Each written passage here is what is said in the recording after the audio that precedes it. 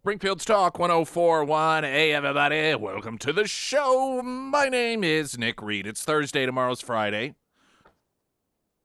If everything goes as expected, of course. We do have a Heroes Breakfast tomorrow. If you are a veteran, come out and get yourself free breakfast as you join us at Scramblers. You know, the Friday Road Show is always sponsored by Custom Shade Window Tinting, powered by 3M Window Film. Then, every so often, we have a special Friday, and that's where veterans get free breakfast thanks to the Warrior's Journey, Delta Roofing, Air Services, Heating, Cooling, Plumbing, Electrical, and, of course, Scramblers. That'll be 6A to 9A tomorrow. We will have Christy Fulnecki today. We have our Author of the Week, sponsored by ABC Books on North Glenstone, Dinesh D'Souza. I was thinking, I've not really kept track of this, but in my head, he may be the most frequent author that we've had for Author. That's a very good possibility. I think it is a good. We've had Schweitzer on numerous times, but it just seems like Dinesh D'Souza. And Vindicating Trump is his latest book, and there's an accompanying film with it as well, which isn't uncommon for Dinesh D'Souza. But when I was looking on his website, I was like, I did not know he wrote so many books. He's got a ton of books that I wasn't even aware of. I know for sure we've done probably the last 4 or 5. Yeah, yep. And he's been on before, in addition to that, I think.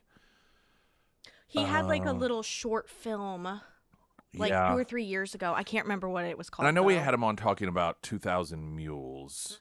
I think there was a book for that. Was there a book for that as well?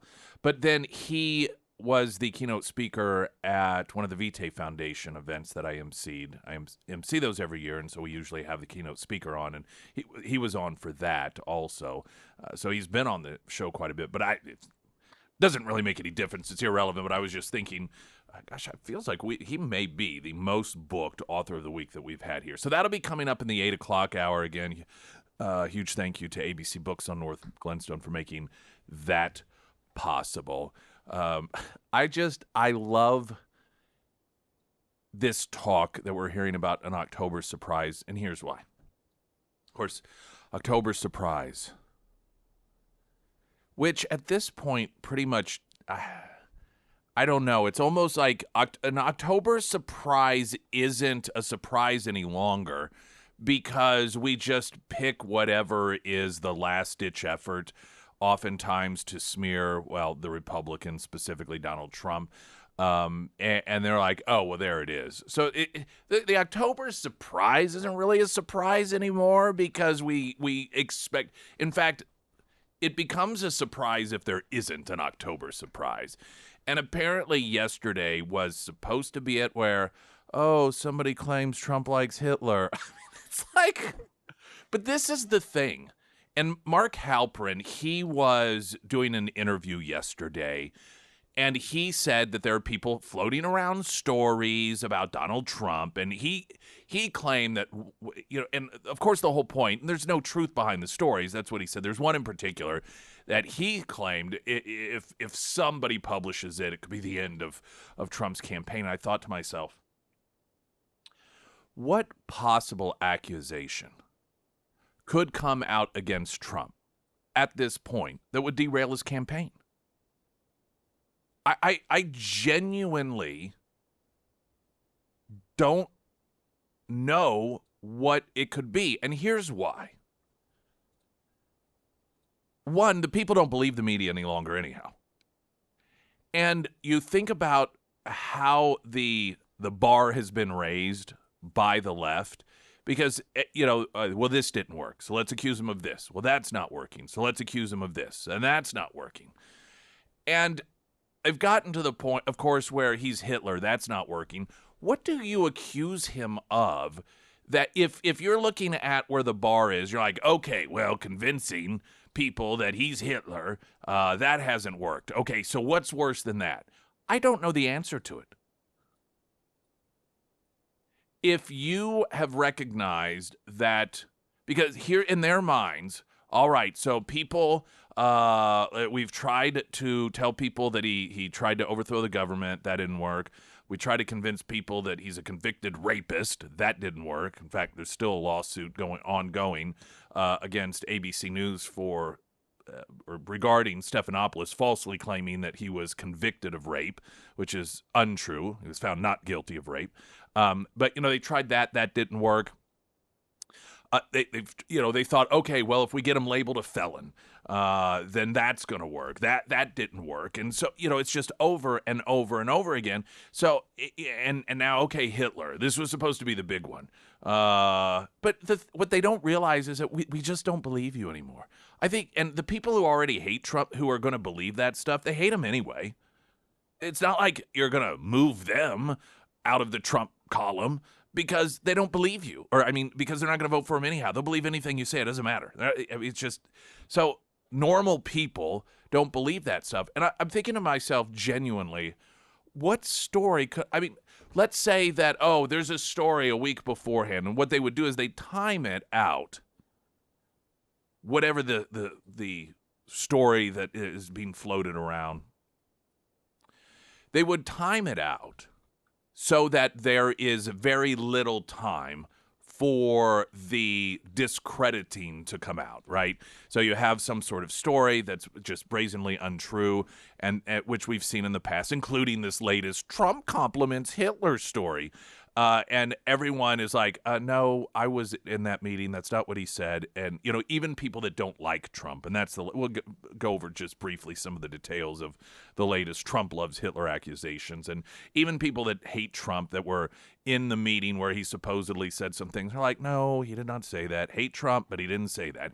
And so the goal, of course, is to get headlines from the accusations of a story before there is time to discredit them. So you get it there just a day or two or a week before maybe the Friday before the election. That way it gets talked about on the Sunday shows, Meet the Press, and all of those different programs. And then it's just, there's no way to counter it. But so I'm thinking to myself, what could it be? You think, this accusation that, seriously, just Trump murdered someone.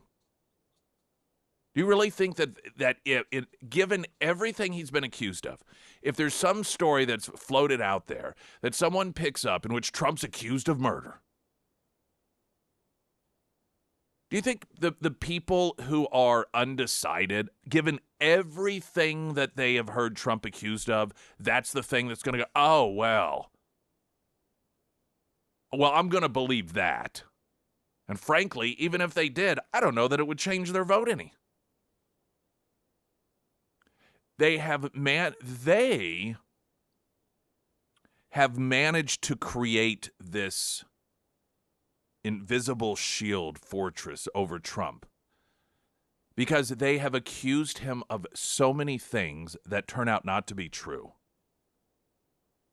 And just these hysterical, over-the-top things that because they're out of touch with reality, they don't have the gauge to recognize that to the average person, Trump was always talking about how Hitler was great. He wished that they were best friends. If only he had lived in that time period, he could have been best friends with Hitler. They don't realize that to normal people, even a lot of people that don't like Trump, they're like, okay, no, that's not believable, because they become so deranged. They've lost touch with what is reasonable to the average person, what is a realistic accusation.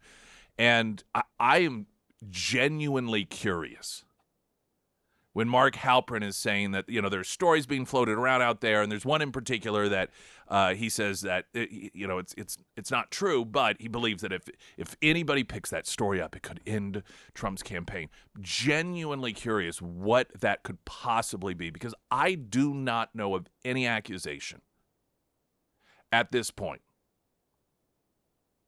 that could alter the course of this election. I just don't know. And I'm not saying that there isn't one, but because the more outrageous it is, the less believable it is at this point with these people. And every time they bring up some new accusation, it's always a step above whatever the last one was. So we shall see, won't we? Some on the left are furious that the lead story with the mainstream media outlets are not about, Trump loves Hitler. They're just beside themselves over this. And part of it, again, is I think that a number of these media outlets recognize that it's like, okay, we've tried this before. It just doesn't work. At this point, we're just further discrediting ourselves. We're harming ourselves, not Trump, in doing this. And some may be grounded in reality enough to recognize that it actually helps Trump because it proves in the minds of a lot of Americans that Trump is right about the media, that they are so obsessed with getting him, they'll report anything, no matter how absurd it is, as long as it makes him look bad. Weather in a moment. Right now, the latest news update.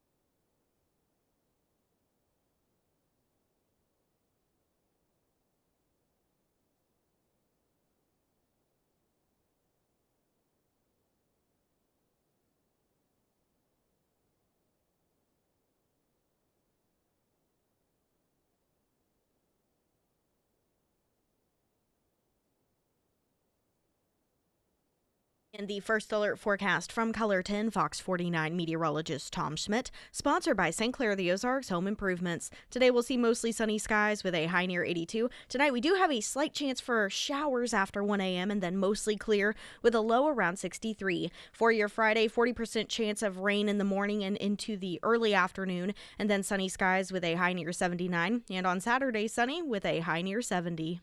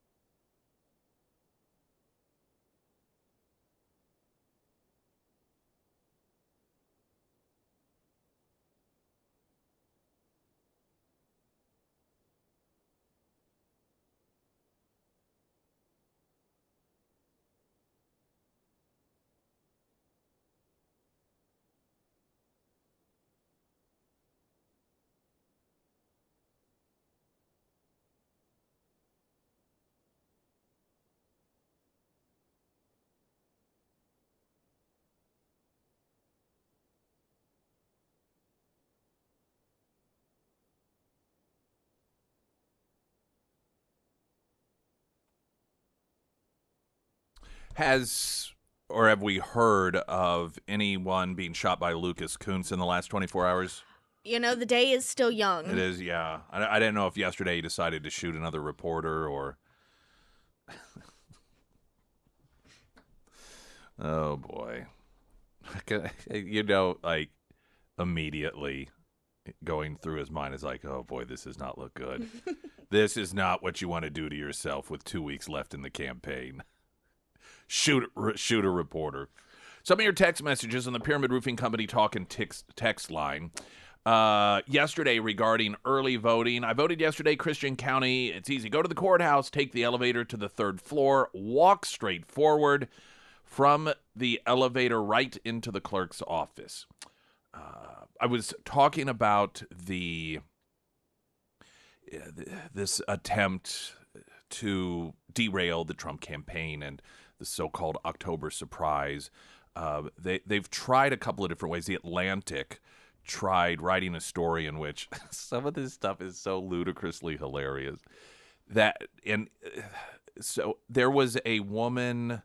I think she was I'm not sure how she died. There was a woman who died. She was in the military, and Trump had met with the family and had her 20-year-old Vanessa Gillian or Ghislaine, and she was a slain Army private. Anyhow, there was interaction with Trump and the family, and Trump had said, that he was going to take care of the funeral expenses and so forth. So the Atlantic comes up with a story claiming that he never did. Not only did he not do it, which, by the way, the family's completely disputing this, claiming that this story, they were tricked into doing an interview. The whole thing was a lie. But that Trump, this is where they screw up. According to, anonymous sources, that when Trump was told the cost of the funeral, that he refused to pay it, claiming that it doesn't cost that much to bury a blanking Mexican.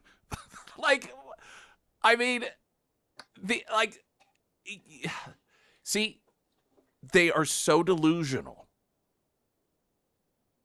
They cannot recognize absurdities regarding Trump, because in their minds that Trump he's Hitler, he's awful. And so, he's going to say that around, he would think that he would offer, but, oh, wait, it doesn't cost that much to bury an effing Mexican. Now, I say that, and right now there are people listening that are deranged, that have paranoid delusions regarding Trump, and in their minds, they think, well, yeah, I would. That's what they actually believe. And the benefit of that, however, is when they make up stories about him, they don't realize they're making the story so unbelievable that they are discrediting themselves, and they are validating Trump's claims that have been proven over and over and over again that these people are nuts and they just make stuff up about him. So Mark Halperin, he claimed that somebody is out there floating a story that isn't true, that is so bad that it would derail Trump's campaign. And I said, I can't imagine at this point what they could accuse him of that would do that, because the more absurd it is, the less believable it is. Some of you had messaged in, one saying, I believe the next step will be to use AI on the internet to deceive the public. I'm sure at some point that will happen. I suspect that's not what Halperin's talking about. I imagine it's some sort of, I assume, allegation. Someone texted in saying there's a woman that says he groped her 31 years ago that came forward. I mean, that's old news stuff. Maybe it's a new woman, but I can't imagine that being something, especially given the fact that Biden was accused of physically and sexually assaulting someone, and Kamala Harris's husband has been accused of physically assaulting his ex-girlfriend and then potentially causing either a miscarriage or forcing an abortion on the nanny that he knocked up. Not that hypocrisy has ever stopped the left before, but again, I just don't see people at this point who are undecided, given all the accusations against Trump, what would be the thing if nothing thus far has made them think, oh, no, I'm not going to vote for Trump? What would make them think that? A number of you said, P. Diddy. There will be allegations that he was at P. Diddy party. I don't think that'll do it either. This is the problem that the media has created for themselves, in trying to interfere in elections and alter the outcome of elections based off disinformation is that they have gotten caught doing it. They've gotten caught doing it so many times that they're ineffective. People just don't believe them any longer. Although somebody did say that they think that the left will come out and say that he was seen frequently at P. Diddy parties dressed as Hitler. So that, I don't know, maybe that could possibly do it. I wanted to share with you a story that I just thought was a fantastic story after, we've got to get a quick break here. And it's regarding a recent town hall that Trump did in Pennsylvania. I believe this was Pennsylvania. And the what was observed is that you had protest and counter-protest. You had the anti-Trump protesters and the pro-Trump protesters.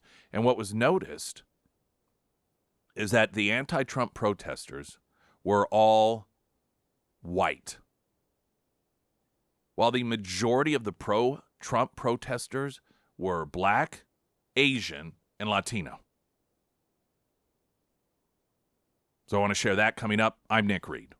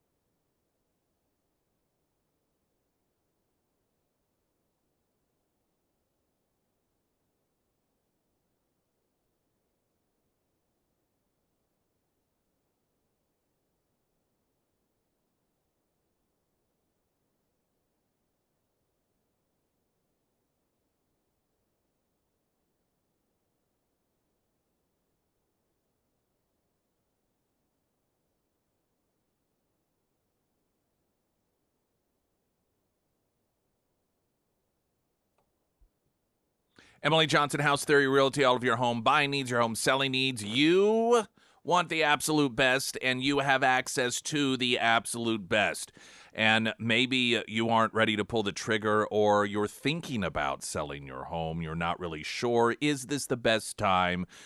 Just seasonally in the election cycle? Should you wait to see how the election turns out? Will that make a difference? If it does, how will it make a difference?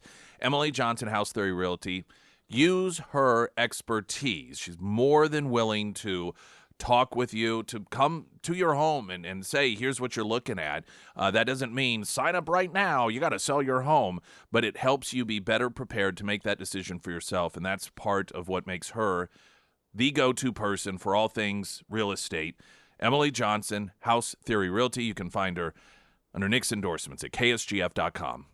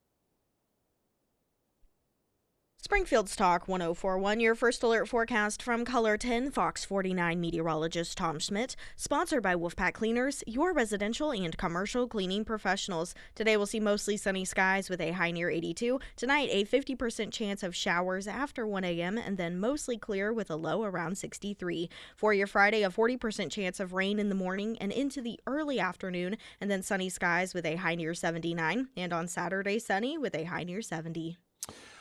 There's a piece, Christopher Tremogli, in the Washington Examiner, and he was heading out to attend the town hall that Trump did in Lancaster, Pennsylvania.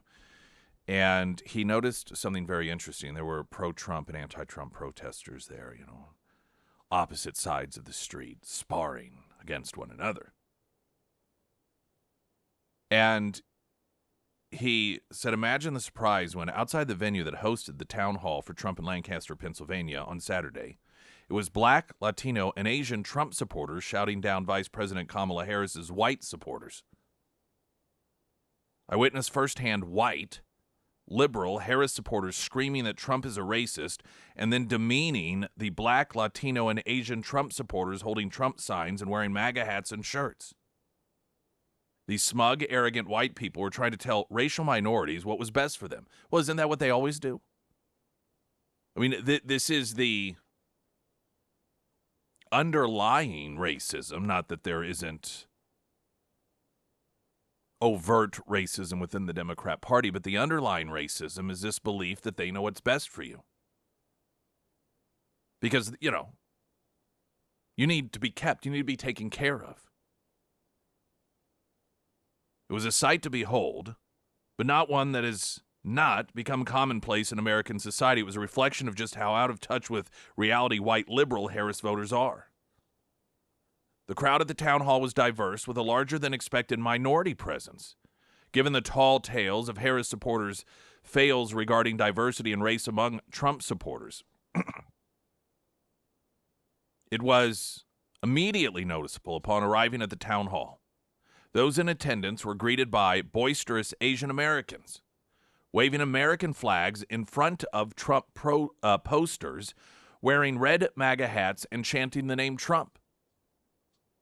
A few hundred feet away, a group of Dominican Trump voters were cheering for the former president and shouting down anyone who dared insult the GOP nominee. They stood outside the venue holding signs that read Dominicans for Trump.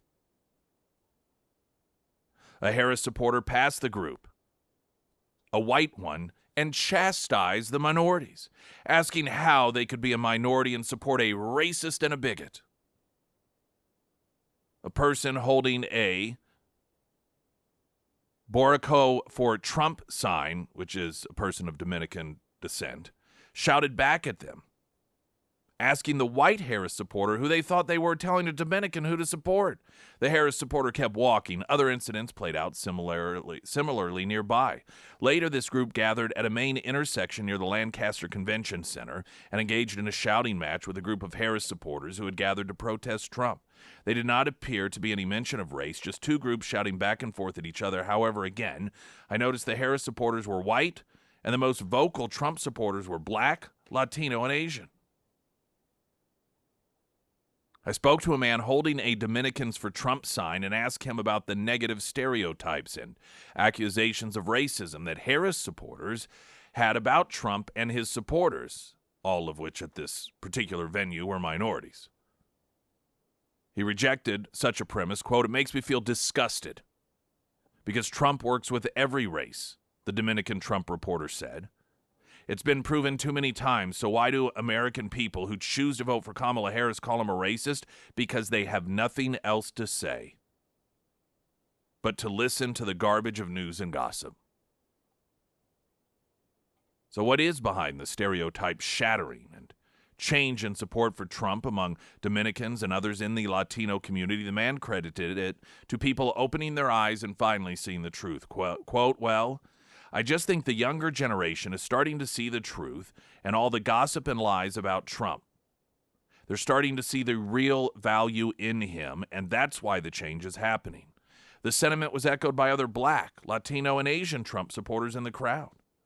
It's a startling change from events from just a few years ago. However, it is a trend that is going to continue. It might not be quick and it won't be easy, but in the long run, it will happen.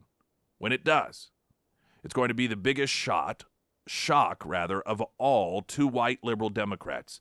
They will be a group of people left behind in their own smug arrogance, desperately clinging to claims of racism and white supremacy as the rest of the world moves on to make America great again. Yesterday, as I played audio from an MSNBC segment in which they were in Philadelphia interviewing minorities, and the host was shocked. They all find themselves shocked when they actually listen to minorities at how pro-Trump they are and how many there are and the reasons that they're pro-Trump. It shouldn't be shocking because the reasons they're pro-Trump are the same reason the white people are pro-Trump. Things were better under Donald Trump. We were safer economically. When it came to our own, personal safety, families were safer. Not to mention national security, the border, all those issues as well, which dovetail to a large degree. And I had said yesterday that I believe one of the perhaps most profound legacies that Trump is going to leave is the cracking of that door, the breaking through that barrier that the Democrats have very successfully created over the decades, and that is keeping people of color enslaved to this idea that because they are of color, that means they have to vote Democrat. And the fact that not only is that groupthink eroding to some degree, but the fact that they are openly, unapologetically talking about it, people of color, that they are no longer beholden and slaves to the Democrat Party, that is a huge, huge thing. And I think what was written in this particular piece reflects that as well. Springfield's Talk 104.1, I'm Nick Reed.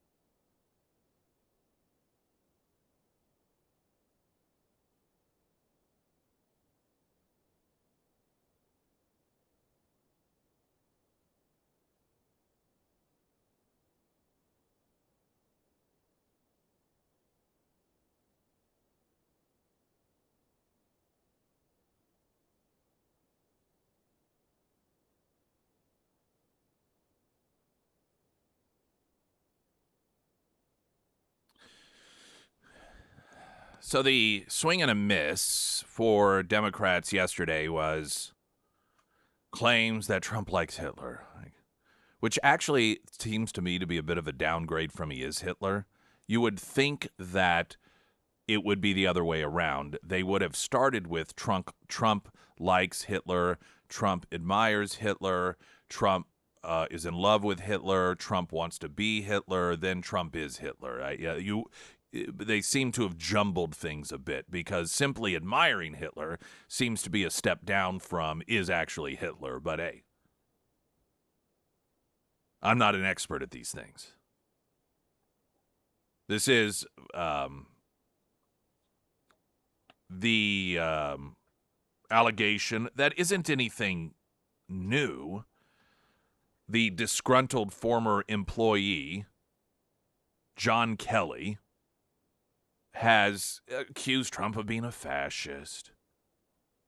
And in his 2022 book, The Divider, Trump in the White House, he alleges that Trump had asked then Chief of Staff Kelly, why can't you be like the German generals? The suggestion here is that Trump, as commander-in-chief, wanted generals that were loyal and followed their orders, which, I mean, I don't know. Does that make you like Hitler? That I thought that was chain of command. That was a given. If you were given orders as a general by the commander-in-chief, that you just did them. I haven't been in the military, so maybe that is Hitler-esque, that you are supposed to follow orders that you're given in the military, but nonetheless, that apparently was very offensive at the time. And so now what Kelly has told Kamala Harris, and it was so clearly impactful, she had to hold a press conference yesterday, which wasn't really a press conference because she didn't answer questions, and used this in order to go out there and claim that it's very troubling that the increasingly unstable and erratic Donald Trump just really loves Hitler a lot, really, really likes him. Now, this, of course, defies the fact that, the name John Kelly, former Homeland Security Secretary, isn't a new person to Democrats. Democrats that now expect you all, as ludicrous as these claims are, which, by the way, anyone and everyone who has been in the room with Kelly during these times, allegedly Donald Trump was talking about how much he loved Hitler and wanted to be like Hitler. They're all saying this isn't true, including people who hate Donald Trump. This is reminiscent to the false claims that Donald Trump claimed that veterans were all losers and suckers.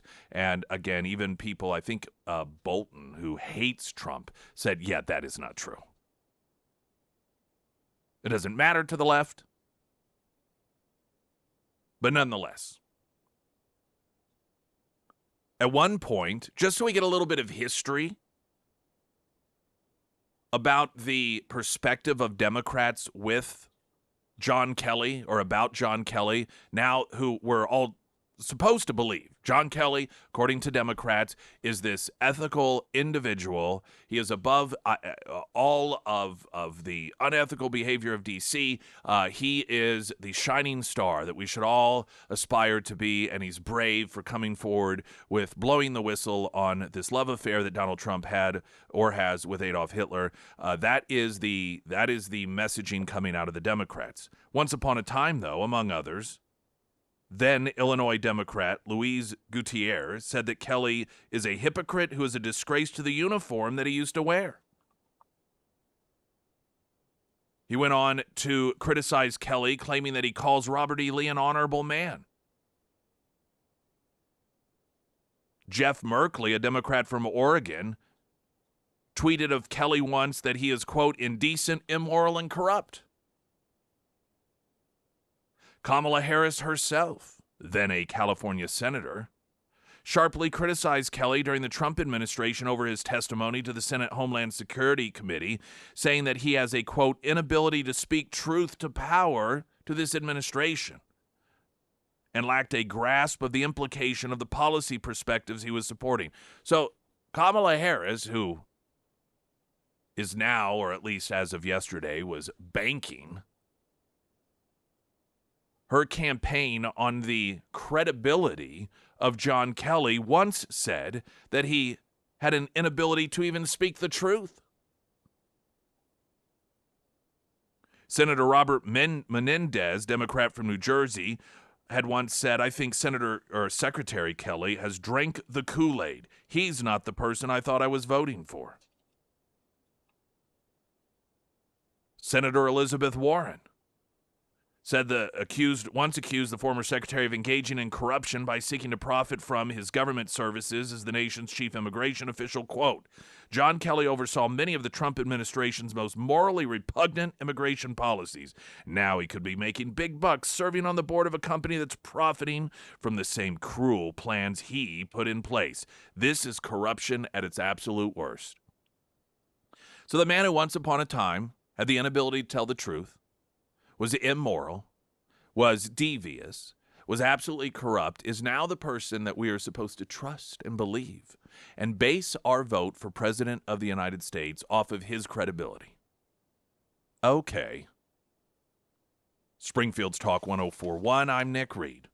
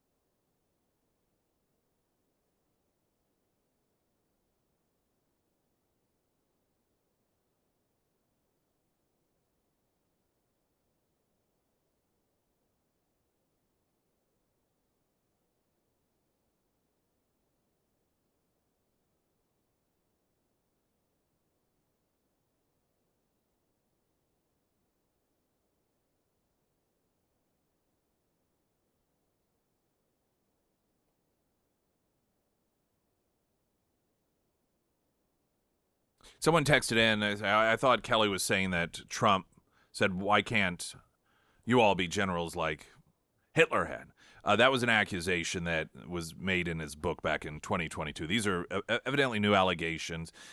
Just basically, Trump really loved Hitler, thought he was awesome.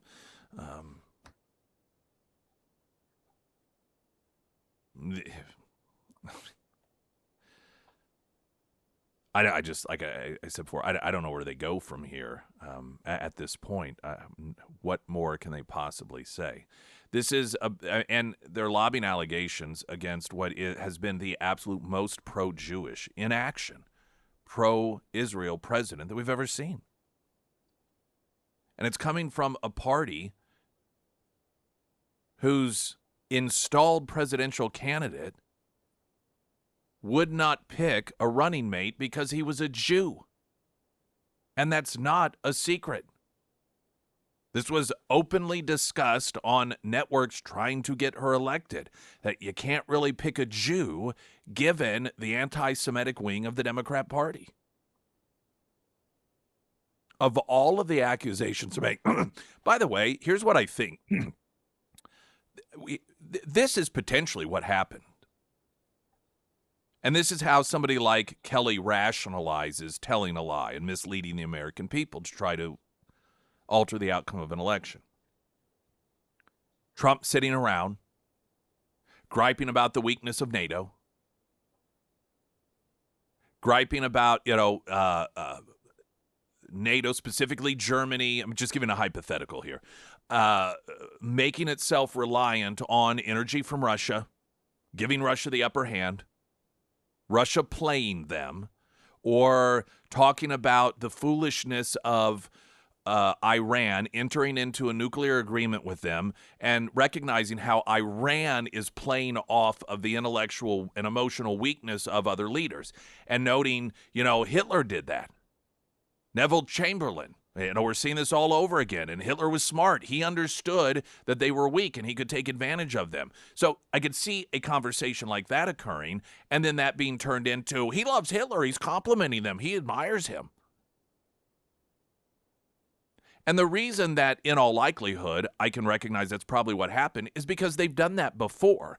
Whenever Donald Trump, in talking about the way that Hamas uses marketing and manipulates public sentiment after October 7th, he noted that they're smart when it comes to that stuff. And then you had Democrats running around claiming that he was complimenting Hamas, which, by the way, is a sentiment, the labeling Hamas as smart is something Bill Clinton did years ago as well, in the same context.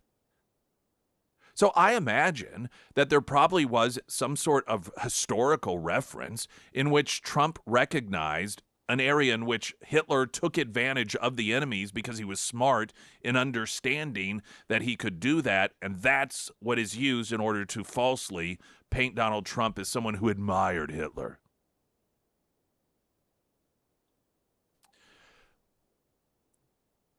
It is, so I don't know if this has officially been announced or unofficially been announced, but apparently one of the what's supposed to be the big closing of her campaign is giving a speech on the ellipse where Trump gave the speech where they falsely claimed he told people to storm the Capitol. And this has even some of her supporters concerned. This is a discussion about that on CNN. Conservatism. Barack Obama was hope and change. Bill Clinton was putting people first, or I'm on your side. What is Kamala Harris? Donald Trump has closed the border, cut your taxes, right? That's how people process it. What is Kamala Harris? That's why if the ellipse speech ultimately is another kind of reference to January 6th, and that's it, I think that would be a huge mistake, because that's not the territory that this election is being decided on. Right now, the voters who are not sure what they're going to do, they probably don't like Donald Trump very much. But to your point, Jake, they need to understand that she is a sturdy leader. They want to believe that she can be president, that she can handle what the presidency comes with. And there is something about, if you are going to do this, if you're going to create a symbolic moment to show that you are in the space that represents American democracy, that's a good point to make. But she has to convince people that she has the gravitas for the job. And for some voters, for all kinds of different reasons, some of it's sexism, some of it's other things. For a lot of voters, that is still an unanswered question. Yeah, and also they want to know, what is she going to do for me? Yeah. Milk is $7 a gallon. So, can she handle those economic challenges? Right, exactly. So these are anti-Trump people. Still a little bit of delusion, obviously. This is CNN. People don't support Kamala. It's probably sexism and so forth. But they are in tune enough to recognize that this January 6th stuff is not working. It doesn't work. And what their fear is, I think they're trying to signal her, this is a mistake. That if she's going to have this moment, and they're worried she's going to try to bring up January 6th, which it would make sense. I mean, if she's giving the speech where Trump gave his speech on January 6th, clearly, that connection is there. What other reason would you be doing it there unless you were wanting to make people, think Trump is Hitler and January 6th and danger to democracy and the worst thing ever to happen to this country?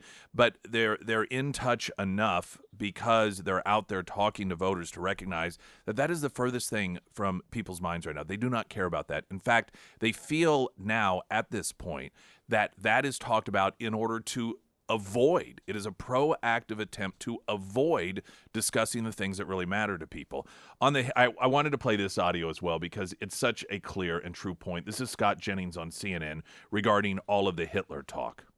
It probably will shock Kamala Harris and the rest of her campaign staff to learn that there are incumbent Democrat U.S. senators in this country right now running television ads touting all their work with this modern-day Hitler. I wonder if Kamala Harris tonight in our town hall meeting will call for them to take these ads off the air, touting their work with this Hitler. I mean, if he were really Hitler, if he were really a threat to democracy, not a single Democrat in this country would be running ads touting their work with Donald Trump. And while On one hand, that appears just to be almost a rhetorical point. I don't think it should be glossed over and brushed over. You think about the depraved nature of people who will knowingly equate a political opponent that they are more than willing to connect themselves to when they think it's going to benefit them, but then equate him to Hitler. How demeaning is that? To, number one, in terms of a group of people, the Jewish people, but to history and those who survived that. And yeah, why you have these Democrats that are running incumbents, most of them U.S. senators, that are trying to tie themselves to Trump. Why would they legitimize Hitler? Why would they legitimize a dictator? I think that they need to answer those questions. News in 60 seconds. I'm Nick Reed.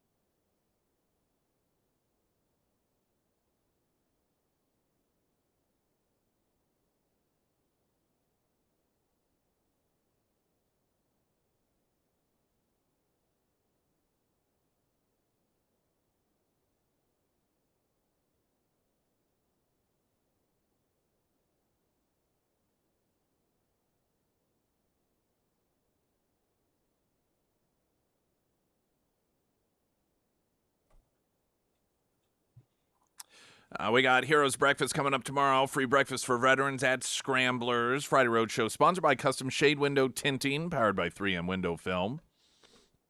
The breakfast is thanks to our good friends at Delta Roofing, Air Services, Heating, Cooling, Plumbing, Electrical, and the Warrior's Journey, and, of course, Scramblers. I list all of these different partners we have, and I think that's just fantastic that so many locally owned businesses, local people all come together, and we're all able to do that. And just a huge thank you to all of our partners that help make that possible. So that'll be tomorrow.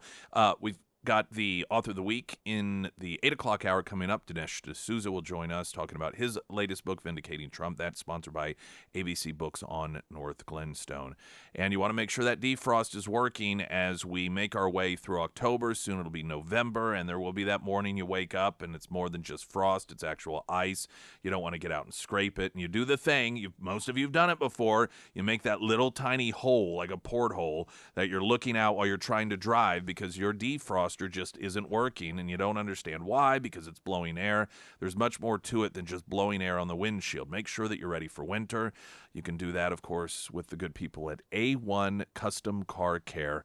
All of their information, location, and otherwise at ksgf.com under Nick's endorsements. Christy Fulnecki's here. Yes, good morning. How's it going there? You're awfully Good. pumpkin-y. You're dressed Yes. in the old classic dressed as a Halloween pumpkin. colors. Yes, and I have my ghost mug.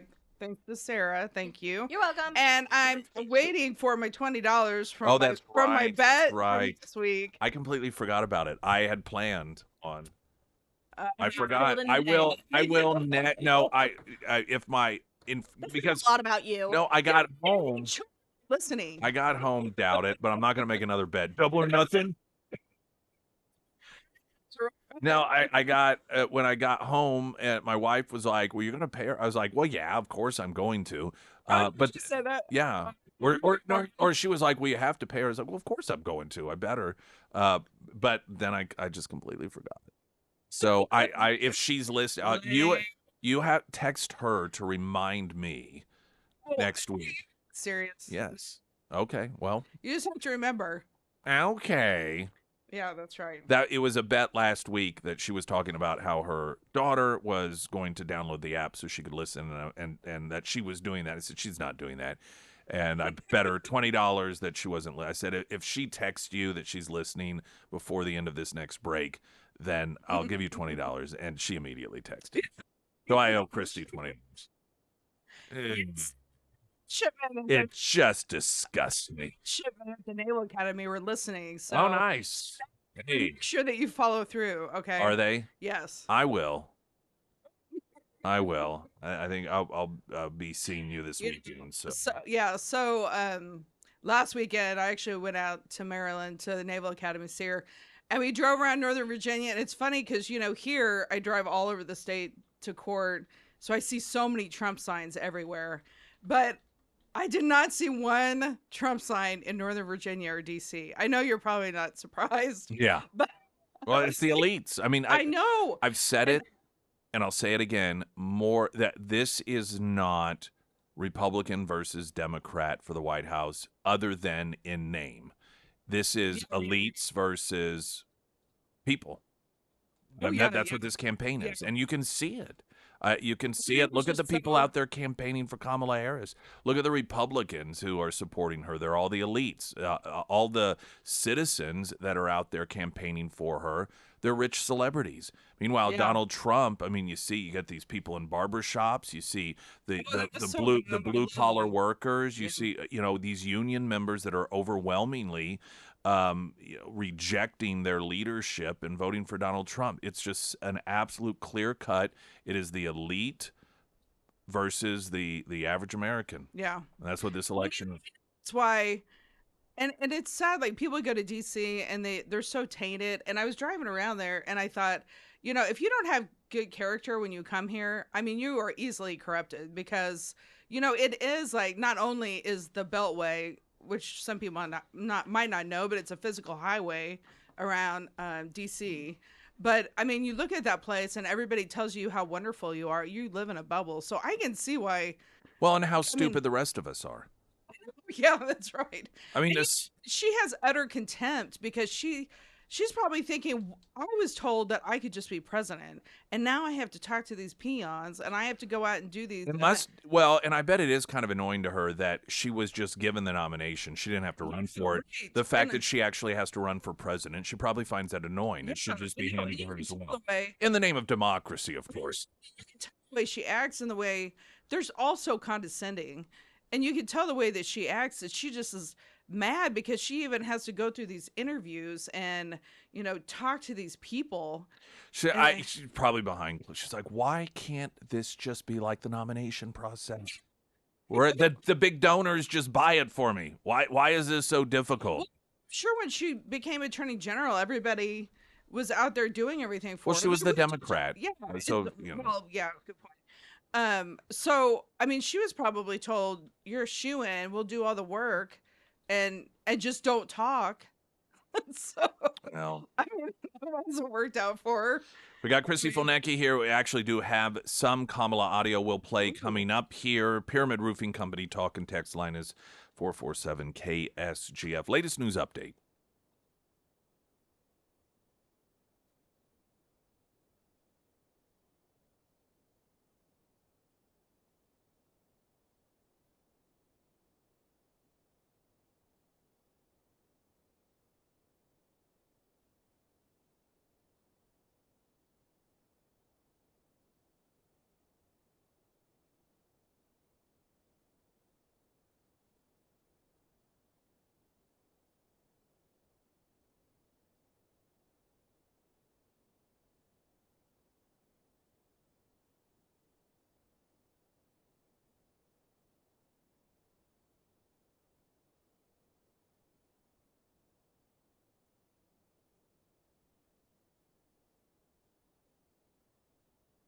And the first alert forecast from Colorton, Fox 49 meteorologist Tom Schmidt, sponsored by St. Clair the Ozarks Home Improvements. Today we'll see mostly sunny skies with a high near 82. Tonight a 50% chance of showers after 1 a.m. and then mostly clear with a low around 63. For your Friday, a 40% chance of rain in the morning and into the early afternoon, and then sunny skies with a high near 79. And on Saturday, sunny with a high near 70.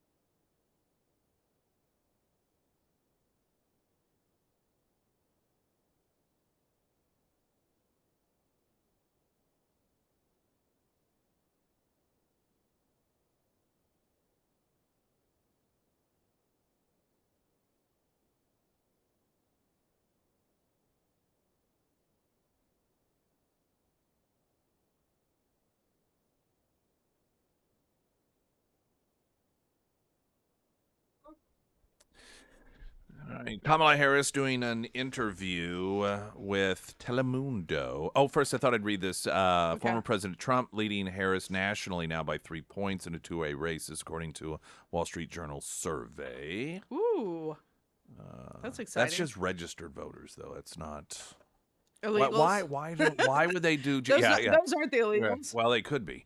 I don't know why they don't do likely voters, this whole registered voter thing. Anyway, so Kamala Harris was asked about the border security. She have an but accent? on yeah. She started off by saying "I," so they were very confused by that. No, she did not turn on an accent for this interview. Maybe she thought they would be able to sniff that one out. But here is her very prepared, straightforward, and clear. And what is the question and then the answer? Now we're talking about border security. We're talking about citizenship and immigration relief and the benefits that migrants bring to this country.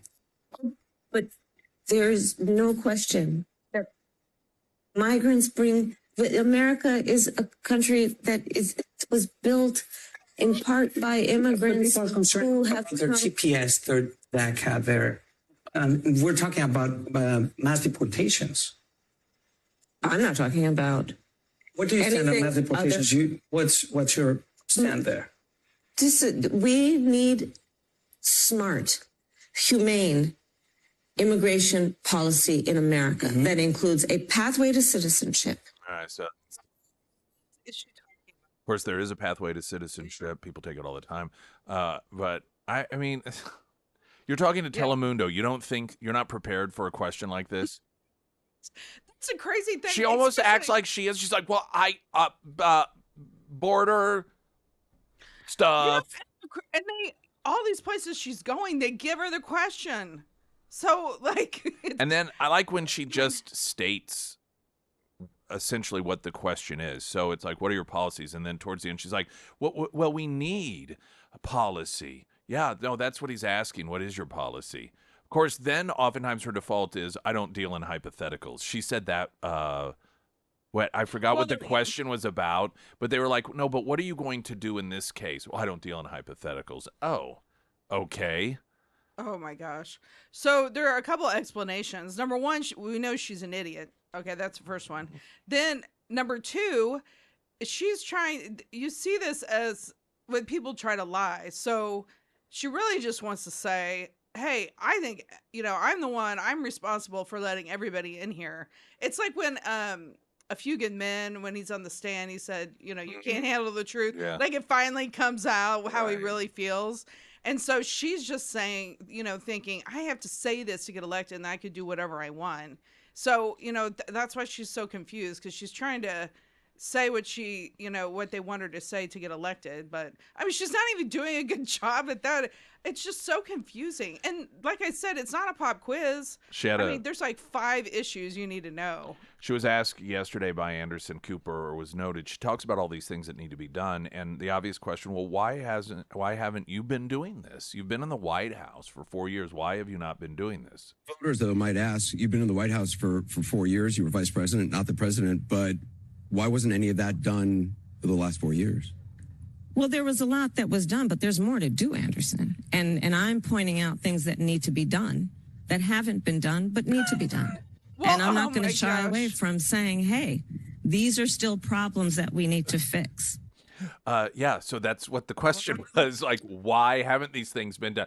Well, that's what I'm saying, is that they need to be done. And I'm talking about these things that need to be done.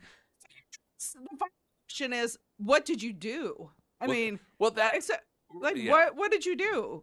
Can you please explain? Well, what's important, Anderson, is that there are still things that need to be done. You're so stupid. How do you not know that, Anderson? You should not even be asking me these questions. But it's funny, do you notice all these reporters now, after the Brett Baer interview, now they're all asking these questions? Well, I think that I think that they're worried that she's going to lose this thing. And she's not doing anything to help herself. And I think some of it's aggravation, because they were told she was going to be able to do this. She's not. They have been for weeks now doing everything they can to help her, and it's like she's not helping herself. And I think that there may be this instinct of save yourself. They think they're saving their credibility. Their credibility's gone, but this ship is going down. We've done what we can, and we're not going to go down with it at this point. Yeah, and I think, I mean, who knows with cheating involved and all the people they've shipped in here that they're organizing to vote. You don't know what's going to happen with the election, but I'm telling you, if there wasn't a turning point, was during the rally when that kid said Jesus is Lord or whatever he said, and she said you're at the wrong rally. I mean, she alienated a lot of people that probably, and especially black people that were going to vote for her. Now, that can't be, because here she said during that town hall, quote, "I pray every day, sometimes twice a day. I was raised to believe in a loving God, to believe that your faith is a verb. You live your faith." So that's very confusing to me for someone who told people who are Christians that you're at the wrong rally. I know. Well, and you know what? That was impulsive. That's something that's how you know she really believes it, because it was her instinct to say that. And then she was, laughing like, "Oh, wow, that was a really good one. I'm demeaning Christians." But I'm telling you, if the black vote wasn't eroding before, that is so pivotal, because I'm telling you, in the South, black people are very religious and Christian, and not to stereotype, but I mean, when we go to New Orleans at Jazz Fest, and they have the different tents with music, and I'm always in the gospel tent because I love the music and everything, but I'm telling you, that place on Sunday is packed. Everybody's dressed up, all the churches, everybody, and that's the first thing I thought of. I thought, oh wow, you just alienated a lot of people that might have voted for you by just that one comment, because it's going around everywhere, and all the religious Christian sites that I follow on social media, that thing is being played over and over and over, that comment that she made. So there was an episode of The Office in which Michael Scott was, I think, applying for a corporate position, and he was asked what his biggest weakness was, and he said, I don't remember what his answer was, but it was complimenting himself. And then he's like, well, my strength is my weakness, or something along those lines. And anyway, so she was asked by Anderson Cooper what her greatest strength and weakness is. And her weakness, it was, quote, "I may not be quick to have the answer as soon as you ask about it, because I want to research it. I'm going to want to study it. I'm kind of a nerd sometimes. Some might call that a weakness, especially if you're in an interview. But that's how I work." So in other words, she's like, that's her excuse for not having. Well, no, her weakness is that she's just too smart and nerdy and so obsessed with knowing everything that she might not have the answer right away. So she's pulling one of those, I'm gonna give my weakness, but really it's my strength. People are supposed to be like, wow, what a great weakness that is. How humble she is. A great weakness. You're literally running for the president of the United States, and you need to think about your answer. Well, and not to mention, you're not good at that. I mean, if this is I suppose it is a weakness, because she doesn't ever seem to produce results. I've never seen her to her point, so she's claiming that, well, if I get asked a question, I may not know the answer right away, because I don't want to give an answer unless, and then I go and I just research it. Well, what have you been doing all this time? Because you have yet to be asked a question that you don't know the answer to, and then come back demonstrating that you've done a lot of research and really got a grasp of the issue. And then what she has to go and ask someone. I mean, if you're running for dog catcher, you would be able to answer more questions than she answers. I mean, you could run for any position and be able to talk about what your position is. And it's frightening, because you think, and we drove by the Naval Observatory or whatever it's called, where she lives, and I'm thinking, what in the world does she do all day as vice president? Well, she took a couple days off, like yesterday and the day before, or the day before. It was one full day, maybe another. It's like, what? But literally, I know it sounds rhetorical to say, "What are you doing?" But I did wonder, what are you doing during the day? Now, what we were told is that she was preparing for these interviews. That's what they said, that she was going to scale back her appearances so that she could focus on these. That's the result. I know, that's right. I mean, the fumbling, the bumbling, it doesn't appear as if it did any good. In fact, Dana, what was it here? This is Dana Bash, who hates Trump, trying to help get Kamala elected on some of these interviews, and the town hall specifically that she did with Anderson Cooper. This after she took herself off the campaign trail to prep for these events. If her goal was to close the deal, they're not sure she did that. And, some people have asked, is she being held to a different standard? Maybe. But that's maybe the world that she's living in. And on the question of who she is, people are understanding that a little bit more. But what she will do, the question about her legislative priorities, name one. There wasn't one. So that's, again, this is Dana Bash, or Dana Bash, rather, who's... and what's a new standard? Having competency? Being competent? Oh, that's she is held to a different standard. It's a much lower standard. Yeah, right. I mean, it's a much, much lower standard. More with Chrissy Fulnecki coming up. Springfield's Talk 104.1. I'm Nick Reed.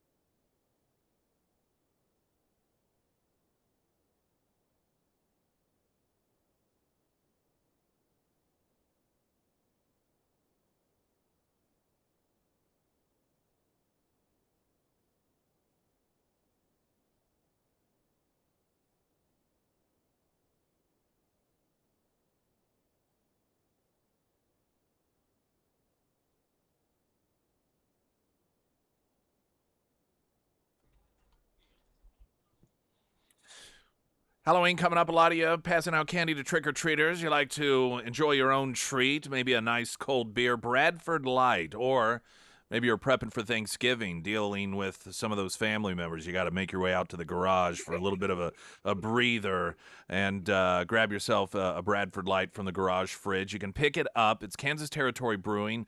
You can pick up their offerings at Area Macadoodles and Price Cutters. So get prepared for that.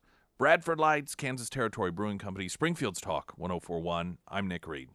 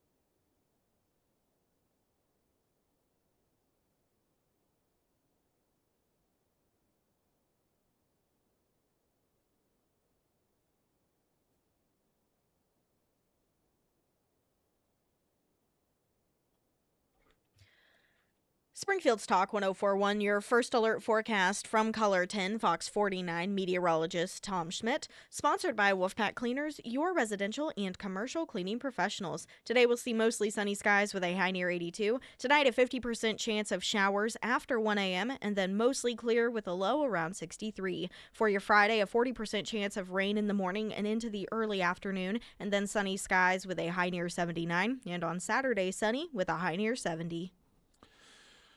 So the New York Times, this McDonald's thing with Trump has been nothing but the gift that keeps giving over and over and over again. I mean, it's from every angle. It's so epic. Every angle. You got just to see the Trump angle, the angle of people, some of which were immigrants to this country. They're just so grateful and hopeful in meeting him. You see the media and Democrats go nuts over it. I mean, just absolutely nuts. There was a New York Times piece where they got a bunch of McDonald's employees and had them watch the tape and explain what it was that he did wrong. I mean, I kid you not. There's a whole New York Times. Serious? Yes. Well, he's now the fries, he didn't do that exactly right, and this is what they're doing. They you just have do not get it. You have like Trump, and he's talking to people in barber shops and in bodegas, and people who even talk to the news outlets are concerned about the economy, concerned about energy bills, and the New York Times is having reporters get former McDonald's employees to watch footage of Trump at McDonald's in order to, evaluate whether or not he's a good employee or not.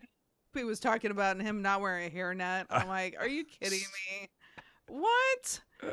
Well, because they're so out of touch. They are like, what? I suspect with what he's going on up there, he's not in danger of any of those hairs separating and falling into the fries. I think what he has going on there probably is safer than having an actual hairnet.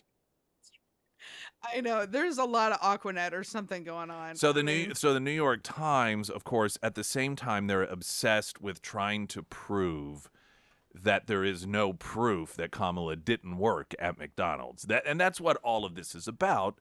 Largely, it's trolling her because she claims that she worked at McDonald's. McDonald's, as you can imagine, a lot of people did a lot of research to find out whether or not she actually worked there. They're like, well, we don't really have any record of working here. Then. Yeah, but this is the way that the New York Times words it, and the Washington Post did as well, and I'm sure others. Donald Trump has claimed without evidence that Ms. Harris never worked at the fast food chain. The evidence is the fact that she has no evidence. That is the evidence. That would be like when you go to court, you have to either present evidence or you do not. And if you do not, that means you have no evidence. Yeah, I mean that the fact that she has no evidence is his evidence. I'm like, this is insane to me. This is how dumb these people have become. Well, anyway, so they thought, okay, well, we finally, these are the lengths that they will go. The New York Times had a whole piece, and they found someone who claimed that Kamala Harris's dead mother once told her that Kamala worked at McDonald's, okay?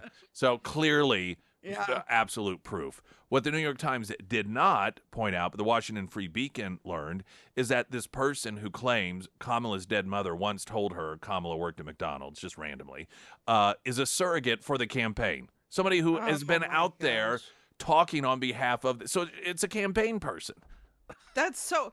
All she had to do was say where it was, and then they'd have the record of it. We all know she didn't work at McDonald's. I know. But you know what I think is so funny is because all of us, the American people, are just think it's so funny because we're making fun of them.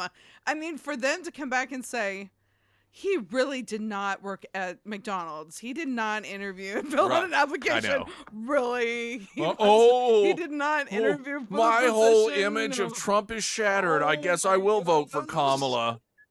I thought that was his other job. And I have these people think he's an employee, and they ordered and pulled up. I thought, and so the president. I thought he had to use PTO after he got shot at McDonald's. He's like, hey, I can't make it in, guys. I was shot. This is just such a shocking revelation to me that he isn't actually an employee at McDonald's. I know.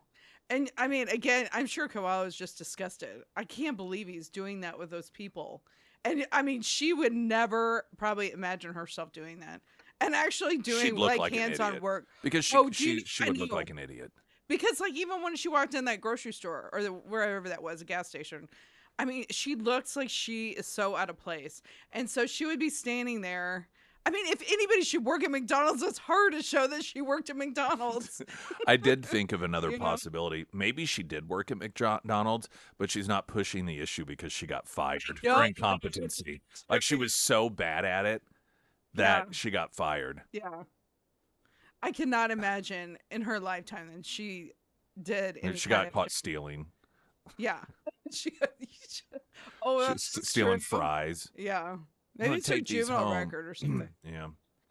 I don't know. I mean, I just thought that is so epic. There's just so many great points of his campaign that are going to go down in history, and working at McDonald's is going to be like taught in campaign school. It's so awesome visually. Not long after listening to or playing some of the sound bites of her just lost and incoherent, which it's so weird because that was Biden's problem. For her, it's just because she's an idiot. You know, Biden, at least when Biden was her age, yeah, they both plagiarize. So that's something that they do have in common. Yeah, right. And they make up stories about their background. But Biden could answer questions. He could, you know, back and forth when he was not in cognitive decline. This is supposed to be sort of her peak, I would think. And you know, it's like, what's your excuse? I know, that's right.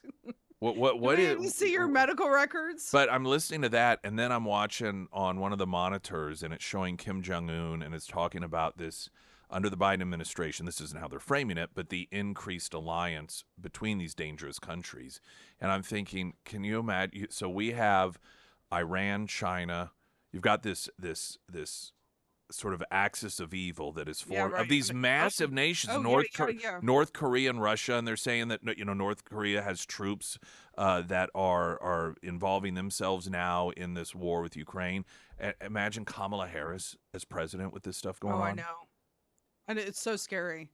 I just hope that if Trump wins, I know they're keeping him safe, but that's the only thing Yeah, I mean, I'm just worried about his safety right now. But well, it's obvious that they've recognized that their rhetoric has led to people trying to kill him because they're amping it up. I think this is sort of their ace card where they're hoping, and it's part of the reason that you know, she did the thing yesterday where she announced that Trump admires Hitler. This speech she's expecting to give on the ellipse, which I imagine is going to be really, it's going to be a all hands on deck, do everything possible to get one of their supporters to assassinate Trump. And that's at this point really their emergency exit chute, if you will, that to get this thing done and taken care of. If you know, we couldn't beat him by kicking him off the ballots. We couldn't beat him by imprisoning him. We could not beat him by draining all of his resources and keeping him off the campaign trail. You know, we've had a couple of our supporters go out and try to assassinate him. That has failed. You know, Iran, their allies in Iran, have trying to assassinate him, and they hacked into their database and gave the information to the then Biden campaign. It was before Harris dropped out. So, you know, none of these things have worked for them yet. And so, you know, I think it's going to be a full court press. Just turn up the rhetoric as hot as possible so that someone goes out there and successfully kills him. Yeah, I think that's probably true. I mean, this whole thing that she's going to give, I guess it's going to be about January 6th, her speech. I mean, that is going to be the biggest mistake besides the thing she said. That'll bring down inflation. I know. I mean, I'm telling you, because the thing is, right after it happened, nobody really, you know, at least the public, you know, I think conservatives already knew what happened. But so the general population did not. But I think I've told you, like, when I go back and forth to D.C., when I would go to court and I would talk to people about where I was going, I mean, bus drivers, people are like, I just think it's terrible. Those people walking around, they're arresting them. So people understand what it's about now, and you're going to go out and try to make that your campaign issue? But this is what I think the actual goal is. It isn't like to get people to switch their vote because of that, because everyone knows about it, right? I think it is to try and goad Trump into spending the last week defending himself over January 6th. Because when he's done best and what has been so successful for him over the last several weeks is he's been on point about stuff. You know, he's been talking about what matters to people, and that has had a real impact on the direction that this campaign is going. So I think much like what she did during the debate, where she talked about crowd sizes and stuff. I mean, clearly the whole point of that was to get him to start talking about it and defending himself. That way he's not talking about the issues.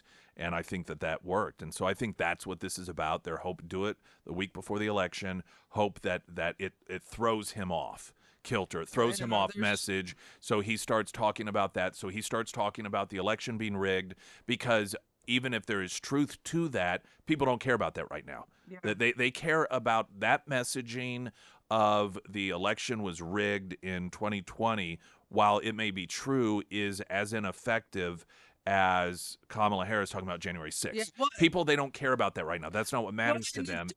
When you mention that in a debate and somebody has to say something, right there, but he would have to respond in the context of addressing it at one of his rallies. So he might spend a minute on it, but I'm sure his staff would remind him, like, you've been doing great, stick to the message, which I think by now he knows.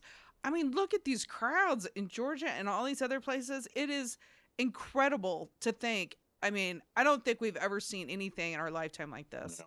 No. I mean, this is going to go down as the best campaign in history, and hers is going to be the worst campaign in history.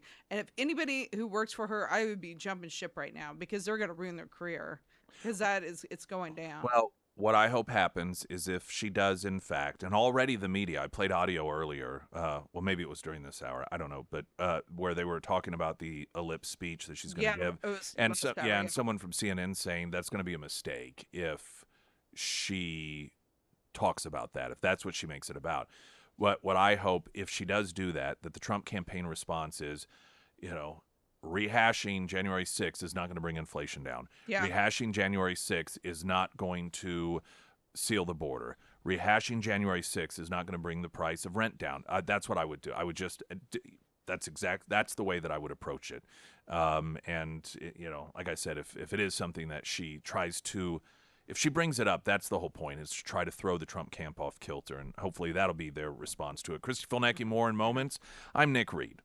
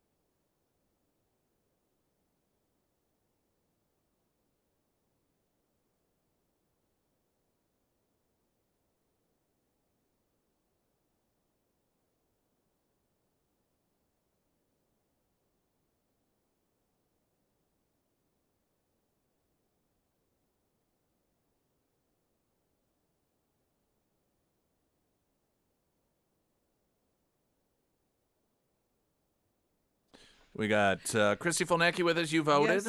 Yes, I voted. Yes, I voted. Near Christian and County. Yes, I did. And it wasn't, I mean, there were a lot of people there. And if you're in Christian County, it's on the 3rd floor. You just need your license. And and actually a couple of people asked me this when I was in the elevator, was that you do not have to have an excuse or be out of town. A couple of people asked me that. Yeah, right. As of yesterday. As of yesterday. Or Tuesday. Yeah, Tuesday. So, and you have until, at least there, I think it's everywhere, but November 4th, so the day before the election at 5. And I think some of them, I know in Christian County, there's a Saturday that they're open that you can vote. So I would encourage everyone that listens to this to please vote early. It's very easy and you don't have to wait in line. So it's great.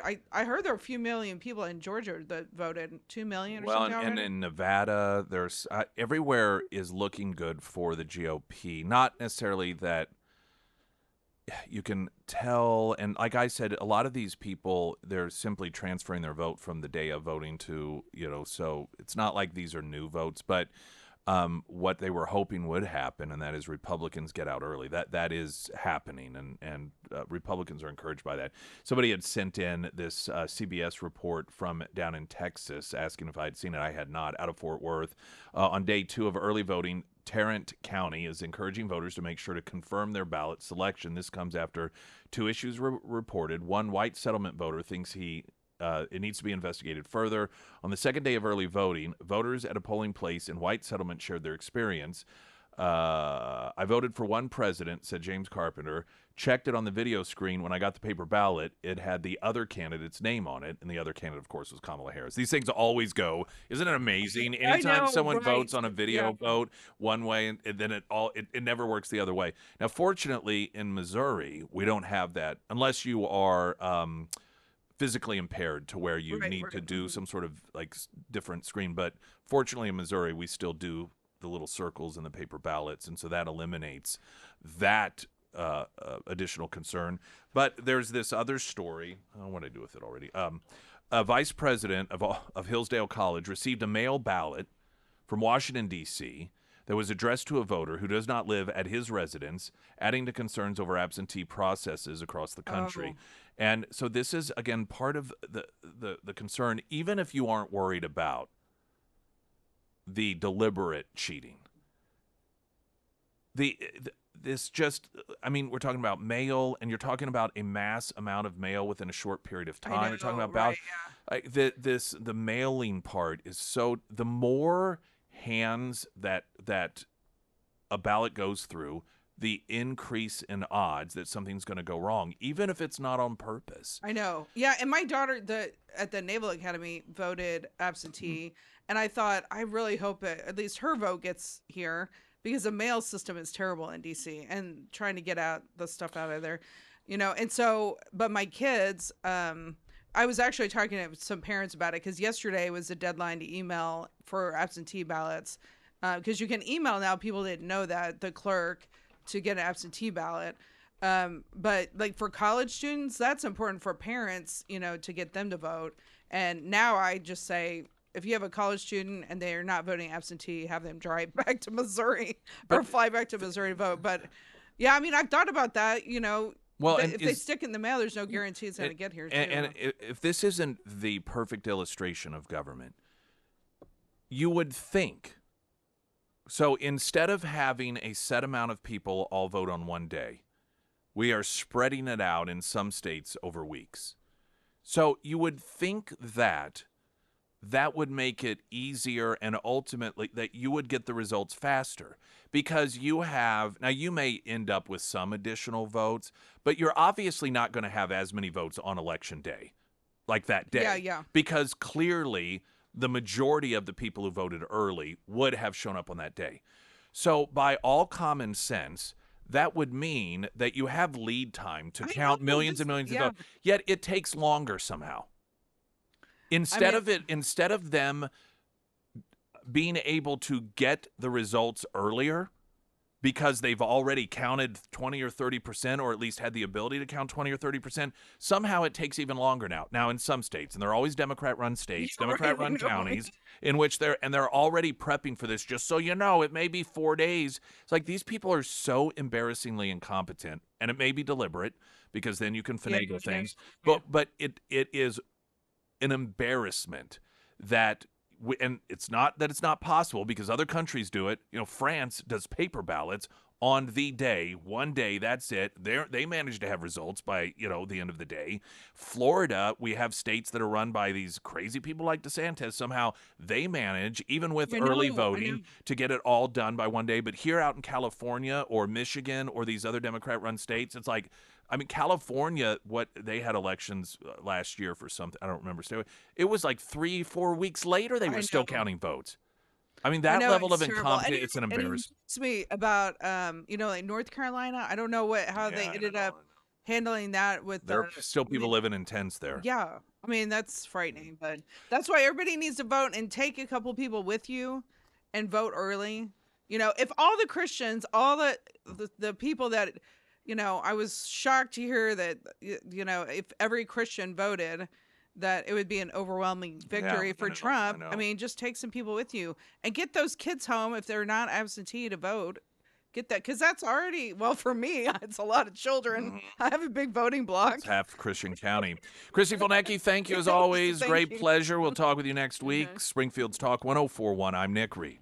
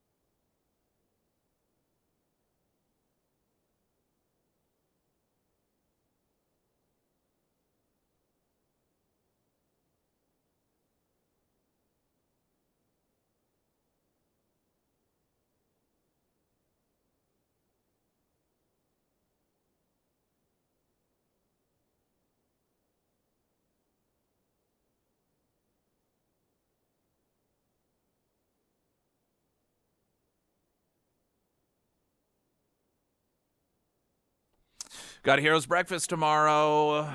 Veterans, come out, get yourself free breakfast. Air Services, Heating, Cooling, Plumbing, Electrical, Delta Roofing, The Warrior's Journey, and Scramblers. Tomorrow between 6A and 9A, buying you breakfast at Scramblers. Coming up, Author of the Week, sponsored by ABC Books on North Glenstone. Dinesh D'Souza, his latest book.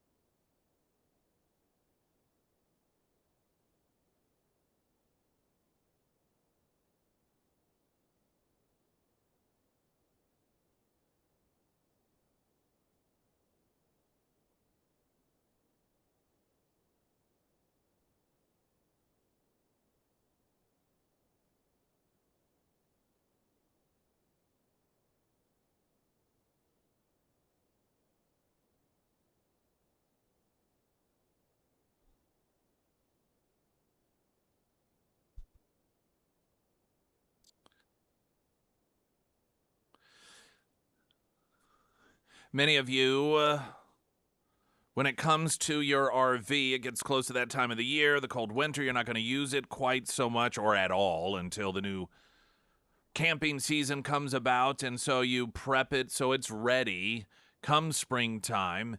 And that is one of the many services provided by Wilder RV. Anything and everything when it comes to prepping it and just routine maintenance as well, including non-routine maintenance, also any sort of repairs that may pop up, may be needed. It's always better to do things like that sooner than later. Those things do not fix themselves. In fact, they just become more expensive over time.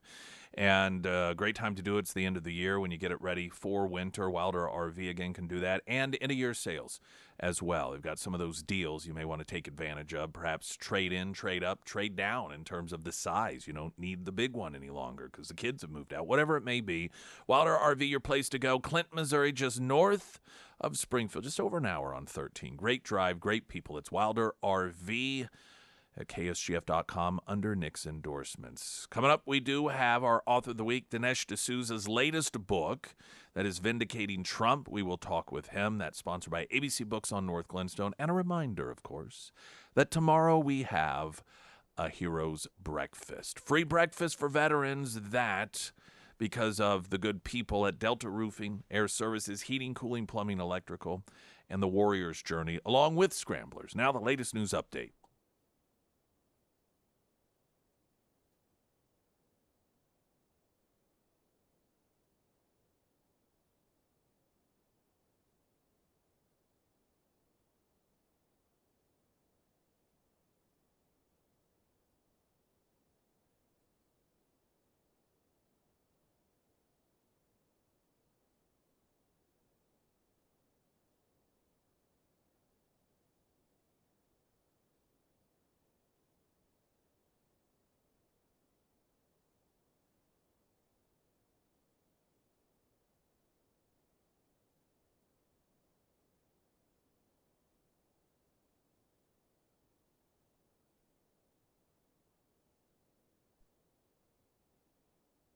And the first alert forecast from Colorton, Fox 49 meteorologist Tom Schmidt, sponsored by St. Clair the Ozarks Home Improvements. Today we'll see mostly sunny skies with a high near 82. Tonight we have a 50% chance of showers, mainly after 1 a.m., and then mostly clear with a low around 63. For your Friday, a 40% chance of rain into the morning and into those early afternoon hours, and then sunny with a high near 79. And on Saturday, sunny with a high near 70. And we finally may have some rain on the way, and over the next couple of days, if you do notice that your roof is just not working up to par, I want to recommend Josh and his team over at the Pyramid Roofing Company. There's a lot of reasons why I really like the Pyramid team. They give military and first responders discounts on new roof installs, so that was a really big bonus for us when we had our roof installed. They do free roof inspections, so you're not out anything whenever you call them. They're going to be honest about the work that needs to be done. Maybe you're in a situation where you don't need a whole new roof, maybe just a simple roof repair. They're going to let you know. But if it is time to go ahead and get that new roof installed, they're going to get you all taken care of. And also, they work through that insurance process without making you sign anything, and most roofing companies don't do that. Right now really is a good time to go ahead and schedule that free roof inspection. So if it is time to have the Pyramid team over at your home, go ahead and give Josh a call today. You can find all of that contact information for the Pyramid Roofing Company under the Sarah's Endorsements tab at KSGF.com. Before we get to traffic and then our author of the week, Dinesh D'Souza, sponsored by ABC Books on North Glenstone, a few of your text messages on the Pyramid Roofing Company talk and text line asking, can't you track your ballot? I imagine that is for mail-in questions. We don't really have the mail-in situation in Missouri like a lot of other states do, but in terms of, I don't know the answer to that. And I guess it depends on your, what you mean by tracking. I'm not really sure. That's going to depend state by state. But in Missouri, I just don't know how applicable that actually is. Another saying, I heard the Department of Homeland Security has scheduled a cybersecurity drill on November 5th. Heard anything about this? I've heard people say that they've heard it, but I haven't found anything that details that is actually going to happen, though it doesn't mean that it's not. Scott Pressler has been reporting on X that counties in Pennsylvania have a backlog of new voter registration forms. They're not getting processed so that these people can vote. And Trump's been working very hard to get more Republicans registered in order to flip several counties in Pennsylvania. And another noting, I was curious about chain of custody of early voting ballots. Our county clerk said the ballots stay in the voting machines until election night and that they are counted after the mail-in votes. And that is something that, I'm not what county this person is in. I'm not sure. If it's Greene County, then yeah, we've had Shane Scholler, the county clerk, on this program talking about that very thing, and so that if it was another county clerk that said that would be consistent with that. In Missouri, we don't have a lot of the vulnerabilities that a lot of other states do because of the way that we do things. Now, still, I don't think we should have early voting, and there are a number of areas, but in terms of where we fall in the scale of vulnerabilities, we are much better off than a lot of other states are. So yeah, we have a much shorter chain of custody, or much less vulnerable chain of custody issue than a lot of other states do. Springfield's Talk 104.1. I'm Nick Reed.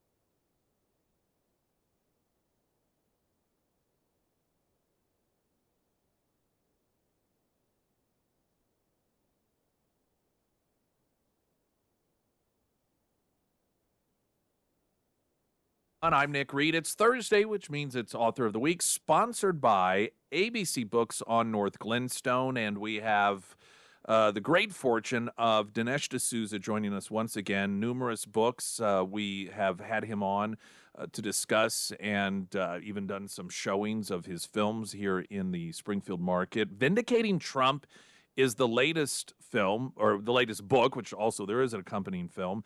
And thank you so much again for being with us. And I'm always interested with some authors more than others, but you in particular, what prompted you to decide to write the book Vindicating Trump? The book is built around a prophecy that Abraham Lincoln, of all people, made early in his career. He said that if America were ever to be destroyed or undone, it would not happen from abroad. It would happen from within. And Lincoln predicted that at some point there will be a rising tide of lawlessness in America.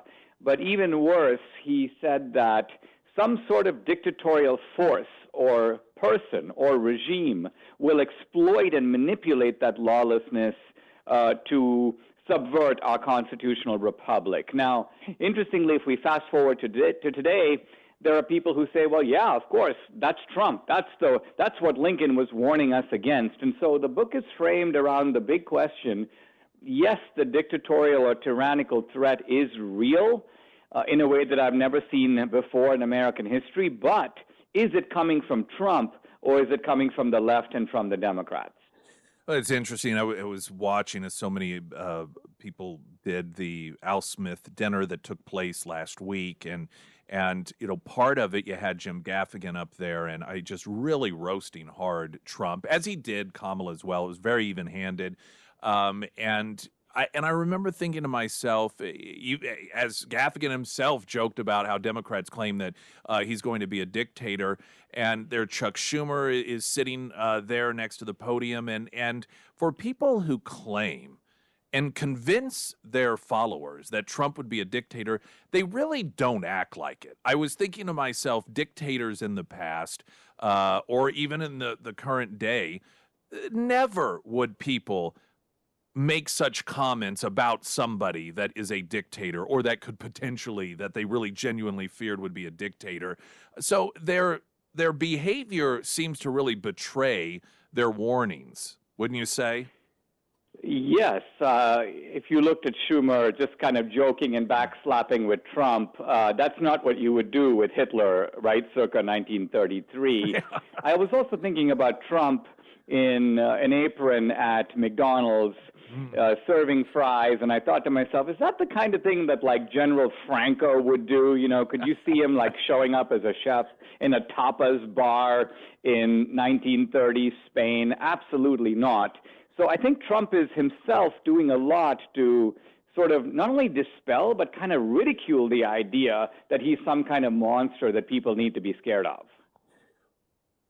We've seen Trump as president of the United States, and one of the retorts to the accusations that he'll be a dictator is he was president for 4 years, and Lord knows if he was going to be a dictator, he would not have allowed anywhere close. I mean, there's no president, I think, in our lifetime that was just targeted to the degree that he was. So the antithesis of the behavior of either side that you would see in a dictatorship, but they still say it regardless of the past. I mean, why is that whenever it's been so clear? I mean, do they have themselves convinced of it? Have they forgotten history, or are they just trying to convince other people that history did not occur? First of all, if Trump had been a dictator, he would be the worst dictator in the history of the world, because he didn't even control the police agencies of the government during his own administration. They were going after him. Second of all, dictators never lose elections. They don't vacate office, which Trump did. But I think the reason that the left continues to use this accusation is that they correctly intuit that there is something larger than life about Trump. He's not an ordinary Republican, and he does have a certain kind of latent power. In the film, I asked Trump this question. I said to him, look, they keep saying you called for an insurrection on January 6th. And as far as I can see, you didn't do that. You didn't ask people to go in the Capitol or take over the place or stop the count or any of that. I said, but guess what? Had you called for an insurrection, there would have been one, a real one. And there would be one probably if you called for one now. So how does it feel? Are you aware that you have this kind of a power, and how do you intend to use it? And you can see Trump's face, registering surprise. You can see the tumblers of his mind working as he processes that. He kind of acknowledges it, and then he responds in a very interesting way. So I think that the charge of dictator, which was never made against other Republicans, right? Nobody called McCain a dictator or Romney or even Reagan. They'd say, well, Reagan's a washed-up movie actor, but no one used that particular accusation against him. I think it is actually a tribute to the fact that Trump has that kind of strength. But as you say, the real question is whether he wants to use his power in that dictatorial way. And here I think the answer is an emphatic no. Well, why is that? Because the thing about Trump, I think, is that if you look at his actions, it's quite clear that he is doing this for some, you could almost say, abnormal reason. I say that because if you and I were billionaires, you and I had, 7 years left to live, let's say. We have grandchildren. We have Mar-a-Lago. So that's on the one side of the scale. On the other side, you have all these rabid maniacs trying to lock you up for life. You've had two people who have tried to kill you already. I mean, a normal person would be like, I'm out of here. I'm not going to do this. It doesn't make any sense. So why is Trump doing it? You can't say he's doing it for the power because he already had that kind of a power. He's like been there, done that. So I think the only motivation, and Trump himself says this, by the way, so I'm actually just quoting him in a sense, is he goes, listen, I honestly believe that the country is in a bad shape. It's kind of at the edge of a precipice. I also believe, and you can consider this arrogant or not, but I believe that I am the right guy and maybe the only guy to be able to fix it. And so I'm going to do that and then ride off into the sunset. We're talking with Dinesh D'Souza. The book is Vindicating Trump.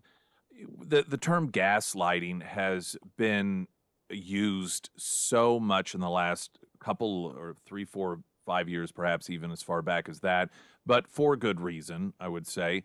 But it still seems as if we're in this just strange gaslighting world in which a lot of people, including myself, we see the left acting in ways that we think are synonymous with dictatorships, trying to imprison political opposition, censoring information, still going around and trying to throw people off the ballot that might get in the way of their continued power. Yet they manage to successfully, along with the help of the media, portray Trump as the one who's, in fact, it kills me to see that them say he's going to try to lock up political opposition. This means he's a dictator when they're doing that as we speak. I mean, how crazy is that? Well, I think that what's happened with these guys, and in some cases it's sincere, but in other cases it's not. Let's look at the sincere side of the equation.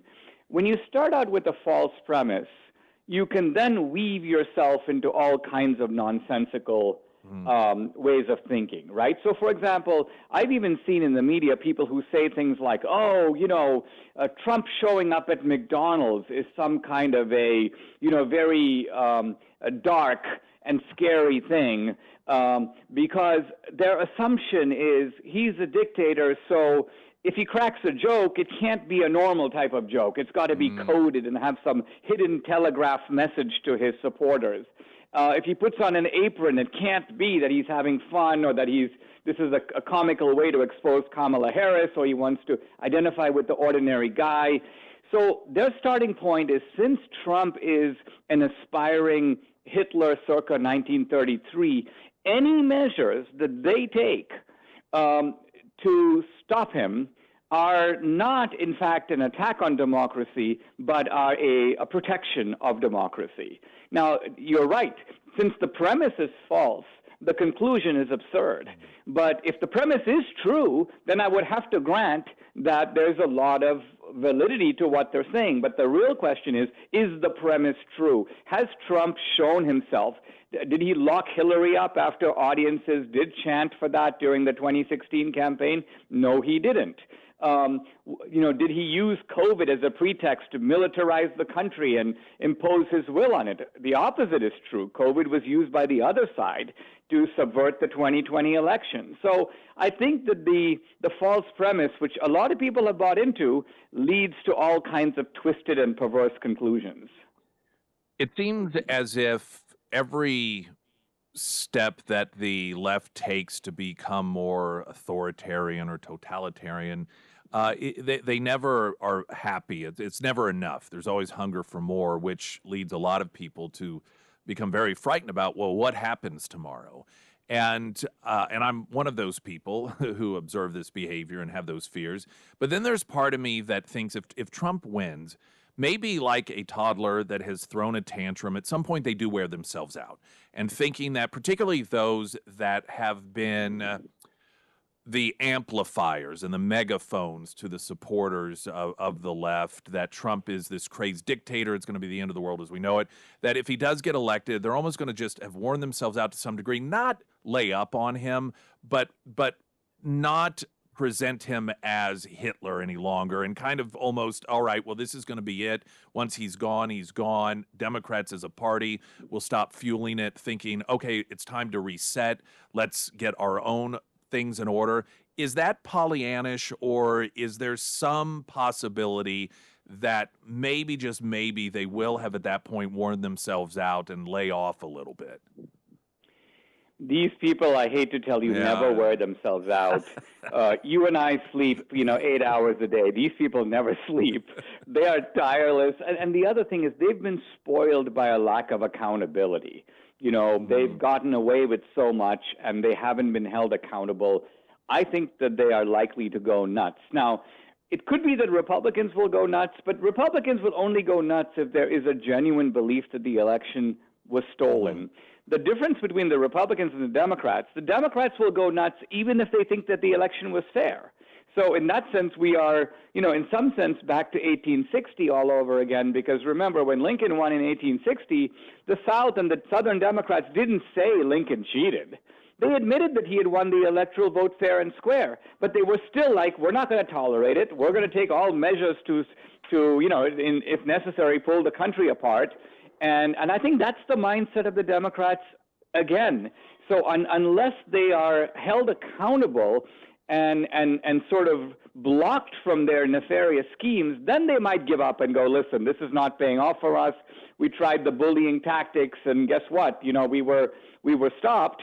So I think that there might be a period of unrest in which law and order needs to be brought down on them very harshly, because then they go, okay, these kinds of tactics are not going to work. Final question with Dinesh D'Souza, our author of the week, the book Vindicating Trump. I get asked this question. I can only imagine how often you get asked this question. But what do you think is going to happen with this election? My wife and I have a bet about this. She's from Venezuela, and she has a little bit of PTSD from Venezuela. Right. She thinks that the Democrats will hijack it because they're so determined to stop Trump kind of by any means necessary. I think that Trump is pulling away from Kamala Harris. Both of them are now being seen for what they are by the American people, and the negative caricature of Trump is falling away. And the positive caricature of Kamala Harris, which the media has manufactured, is also falling away. So I think as people begin to see the reality of the situation, it's actually not a very hard choice. Dinesh D'Souza, author of the week, sponsored by ABC Books on North Glenstone, the book Vindicating Trump for Springfield's Talk 104.1. I'm Nick Reed.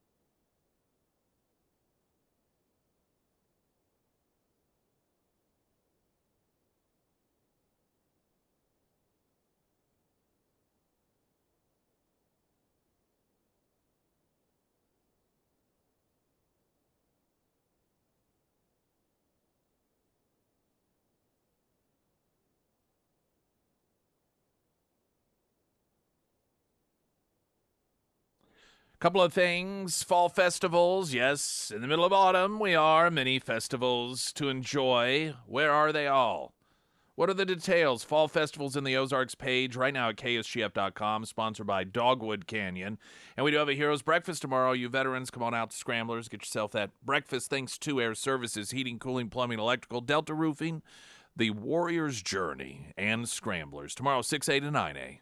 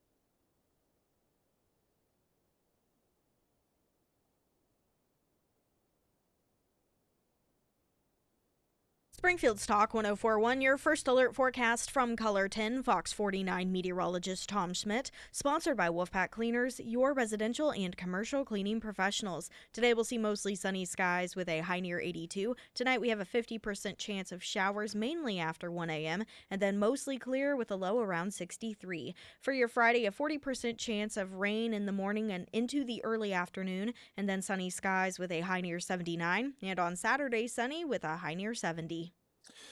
When it comes to the issue of girls being forced to compete against boys and the pushback by Democrat activists and Democrat Party members, mainstream Democrats, sadly, people like Kamala Harris, they always love to say, well, there are no studies that show that men have a physical advantage over women when it comes to sports. And I've long noted that there are certain realities in life. If you don't know the reality without a study, you're an idiot. I'd love to take somebody who makes that claim and offer to hit them upside the face with a metal baseball bat. And then when they turn me down, ask why. And when then they note the obvious, well, that'll hurt, I'll ask them to provide the studies done to demonstrate that truth. The ridiculous nature of, well, there haven't been any studies. Some things don't need studies. See, studies are done in order to determine an outcome or a reality that is not known. So if certain things are known, you don't need a study. But this is oftentimes the go-to for the anti-science left. Well, guess what? There has been a study. A new study from the UN Special Rapporteur on Violence Against Women and Girls, Reem Al-Salem, was recently presented to the UN General Assembly. Now, Reem was appointed by the UN on Violence Against Women and Girls, its causes and consequences in July of 2021 by the UN Human Rights Council for a 3-year tenure. She has a master's in international relations from the American University in Cairo, Egypt, a master's in human rights law from the University of Oxford, United Kingdom of Great Britain, and Northern Ireland. So for those that need studies in order to understand such things, I thought I'd share. Violence Against Women and Girls in Sports shares that more than 600 female athletes have lost to competitors who were born male in a variety of athletic events, resulting in female athletes losing almost 900 medals to boys who claim to be girls. The study states the special rapporteur examines the forms of violence experienced by women and girls in sports, their causes, and the perpetrators of the violence, and offers recommendations for better prevention and response to violence against women and girls in sports. The special rapporteur received over 100 submissions from relevant stakeholders. She also held expert consultations in which 50 persons participated. According to the information received by 30 March 2024, over 600 female athletes in more than 400 competitions have lost more than 890 medals in 29 different sports to boys. The replacement of the female sports category with a mixed sex category has resulted in an increasing number of female athletes losing opportunities, including medals when competing against males. The study also points out the obvious biological advantages that male athletes have that can positively impact their performance in athletic endeavors, which Al-Salem states can result in the loss of fair opportunity for female competitors and increase the risk of physical violence against women and girls. So, and I'm going to read some of what this study found, again, for those who need a study in order to reveal the obvious.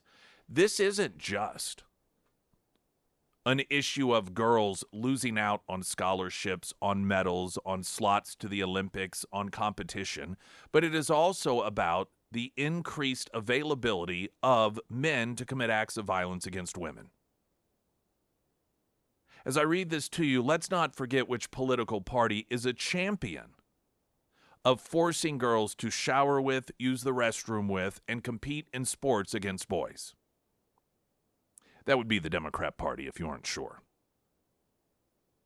The study read, female athletes are also more vulnerable to sustaining serious physical injuries when female-only sports spaces are open to males, as documented in disciplines such as volleyball, basketball, and soccer.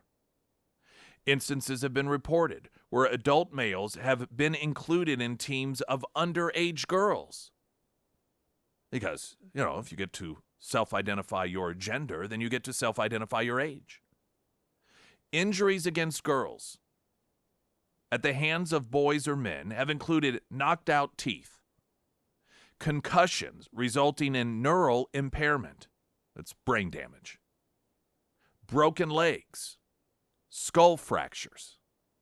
According to scientific studies, males have certain performance advantages in sports. One study asserts, even in non-elite sport, quote, the least powerful man produced more power than the most powerful woman, and states that where men and women have roughly the same level of fitness, males' average punching power has been measured at 162% greater than females. Male athletes have specific attributes considered advantageous in certain sports, such as strength and testosterone levels, that are higher than those of the average range for females even before puberty, thereby resulting in the loss of fair opportunity. Some sports federations mandate testosterone suppression for athletes in order to qualify for female categories in elite sports. Now, this is important because this is one of the rationalizations that are used whenever pointing out the scientific fact that testosterone gives males an advantage over females, and that is, well, they take testosterone-suppressing drugs. The study notes that, however, pharmaceutical testosterone suppression for genetically male athletes, irrespective of how they identify, will not eliminate the set of comparative performance advantages they have already acquired. This approach may not only harm the health of the athlete concerned, but it also fails to achieve its stated objective. In other words, it doesn't matter. Giving boys or men testosterone-suppressing drugs does not make it equal. Therefore, the testosterone levels deemed acceptable by any sporting body are, at best, not evidence-based, arbitrary, and asymmetrically favor males. Females are usually tested randomly to ensure that they are not using performance-enhancing drugs, while males are often not monitored to ensure that they are taking testosterone-suppressive drugs. To avoid the loss of a fair opportunity, males must not compete in female categories of sport. Again, let me read the conclusion of the study, a 3-year study that was commissioned by the United Nations. And that is, to avoid the loss of fair opportunity, males must not compete in the female categories of sports. Asla Lem delivered her findings to the UN General Assembly in a passionate defense of women. Quote, equally concerning is the continued push in some countries, this would be the United States, under the Democrat Party, to erase women as a specific group in society. To erase women and women-specific words and terminology from language, and to erase the way in which being female impacts their lives and shapes their experience, including experiences of discrimination and violence. Policies and legislation cannot continue to ignore and sideline the centrality of sex as a key factor in which women and girls are discriminated against, and deny women single-sex spaces where they are necessary, proportionate, and legitimate to the objectives of upholding their safety and dignity. So for the Democrats, for the Kamala Harrises of the world, for the left-wing school board members who try and couch forcing girls to be in a more dangerous situation, a situation in which they are at increased loss of opportunity, there has been a study done. For those who have said, there's no study. Well, one has been done over a 3-year period by the great United Nations. And it is determined that this must stop for the safety and fairness of girls. And not just when it comes to sports, but all of this insanity from the Democrat Party, pushing the elimination of women as a uniquely biological feature that cannot be claimed simply by declaring, I am a woman. So there's your study. Springfield's Talk 104.1, I'm Nick Reed.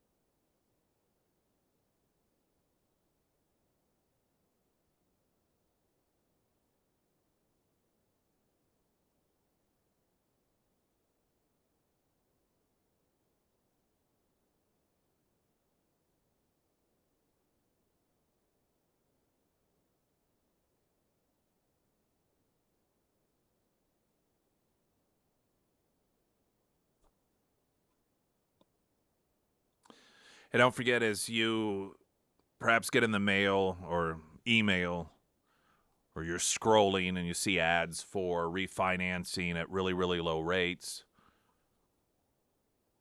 sometimes there are catches to that. We talk with the characters, Anthony and Alex both. They join us every so often and say, sometimes, yeah, it is possible, but it's one of those perfect scenario situations, or it requires a lot out of you that you may not necessarily be able to swing, and then they drop you, or they use that to get you in, what some would call a bait and switch, and then end up refinancing you in a way that really doesn't benefit you, but it benefits them. Even if you think, oh, this looks good, check with them. Now, you may say, well, they're kind of competitors, right? I mean, of course they're not going to tell me. Listen, this is part of why I talk to you about the character team, is because they are the sort of people that will tell you, you know what, that is a good deal. But you can also ask them, what will you do? And they will let you know, well, here's what we can do. It may be a scenario where it's about the same as that. Or, hey, we can do you better. Or whatever the scenario is, I'm telling you, you can trust them to be straightforward and honest with you. So for all of your home loan needs, your refinancing needs, even if it's a second opinion, check them out. It doesn't cost you anything to do that. IWantAGreatHomeLoan.com, because you do. There's this new book that is coming out about Joe Biden, among other things. It's Bob Woodward. And it's just amazing, all of these people who for years were telling us, well, Kamala Harris still, as of earlier this week, is telling us, and that Joe Biden is the sharpest world leader in existence. That there's not a thing wrong with him. It's all your imagination. I mean, she may be the only holdout left on this other than Joe Biden. You think about it. Do you hear any other Democrat out there still claiming that Joe Biden's fine? See, they all admitted it. Hence, overturning his election, and then the big donors buying the nomination for Kamala. Kamala is the only one that I know of that is still out there claiming, no, he's perfectly fine. I mean, he's just brilliant. He's sharp as can be. This was, I believe it was on Monday when asked about this on CNN. Asking, can people trust you? I mean, you were claiming that he was fine when clearly he wasn't. Her answer was, no, he's still fine. You should trust me because he's still fine. But outside of her, everyone else is acknowledging the truth and the reality. And it's just amazing because some of these people are the same people who are telling us he was just fine. And that's much of what is written about in this book that illustrates, Bob Woodward's book, just how bad off, not just how bad off Biden was, but how everyone knew it. According to Woodward, it was over a year ago in which it was so clear something was wrong with him that people were like, something is wrong with him. Woodward writes in his book, Biden struggled to remember basic words at campaign fundraisers more than a year prior to dropping out of the race, with witnesses describing him as, quote, frighteningly awful and resembling a, quote, senile grandfather, the book reveals. Now, mind you, these are people, these are sources that were Biden supporters. Most of this information that Bob Woodward writes about comes from people who are at fundraisers. So, and these aren't big public fundraisers, but these are the fundraisers for very high-end donors. So these aren't anti-Biden people. These are people that are very big Biden supporters. They're the ones who are saying that whole year plus that we were being told how great he was, they saw behind closed doors that this guy's, quote, frighteningly awful. At a Silicon Valley fundraiser in June of 2023, the commander-in-chief, according to the book, could not wait to sit down and only took two prearranged questions a Democrat donor is quoted as saying in the book War.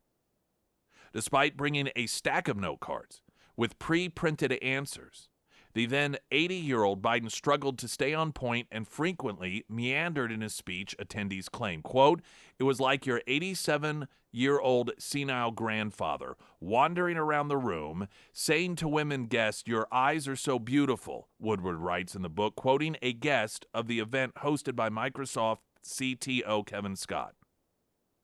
At another event, later in the same month, Biden couldn't even remember the word veteran and begged for help from the crowd, eventually describing a person who has, quote, "served in the military."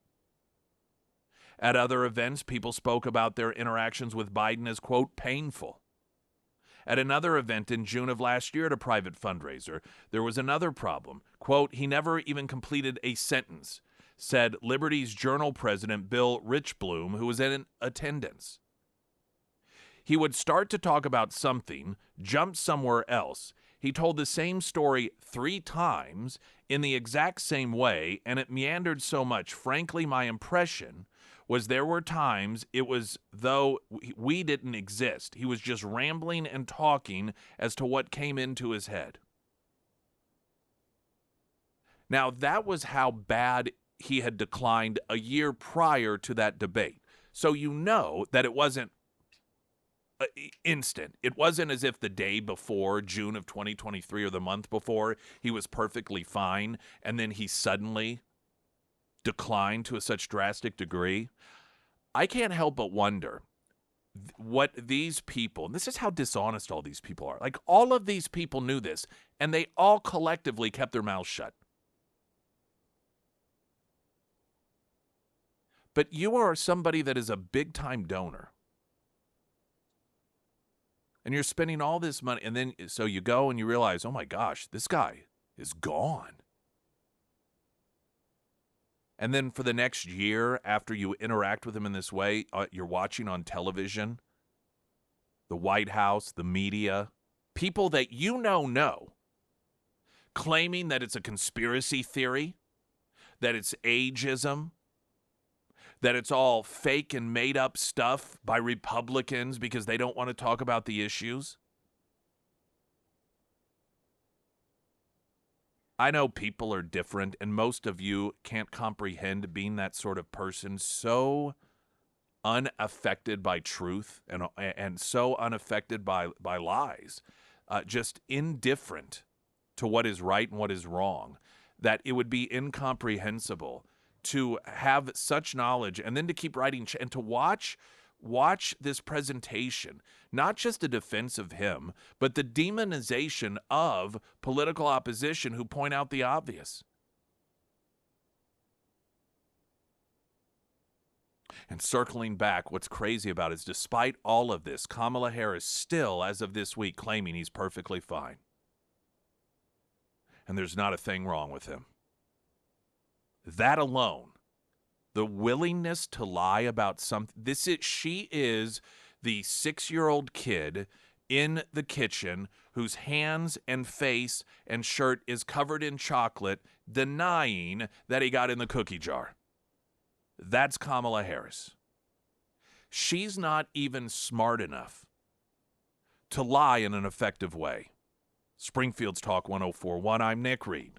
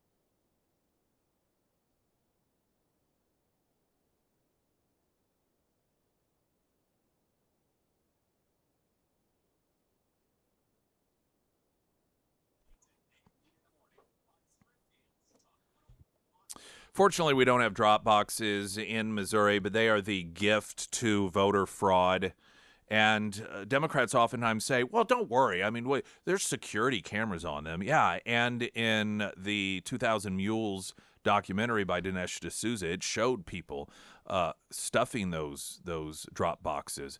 But it doesn't matter because they just claim, well, that doesn't count or it didn't happen or something. An individual that has worked for the Democratic Senatorial Campaign Committee was caught on video by an election official tampering with a drop box in Montana. Crystal Cole, the Glacier County election administrator, reported her concerns to the Montana Secretary of State election unit about the tampering that was caught on video. Cole told the Secretary of State's office that she called the individual shown in the video footage who told her he had been sent just to make sure that the box was secure. Oh, okay, that's how it works. Well, it's good to know that the Democrats have their volunteers out there making sure that those drop boxes are secure. See you at Scramblers tomorrow. I'm Nick Reed.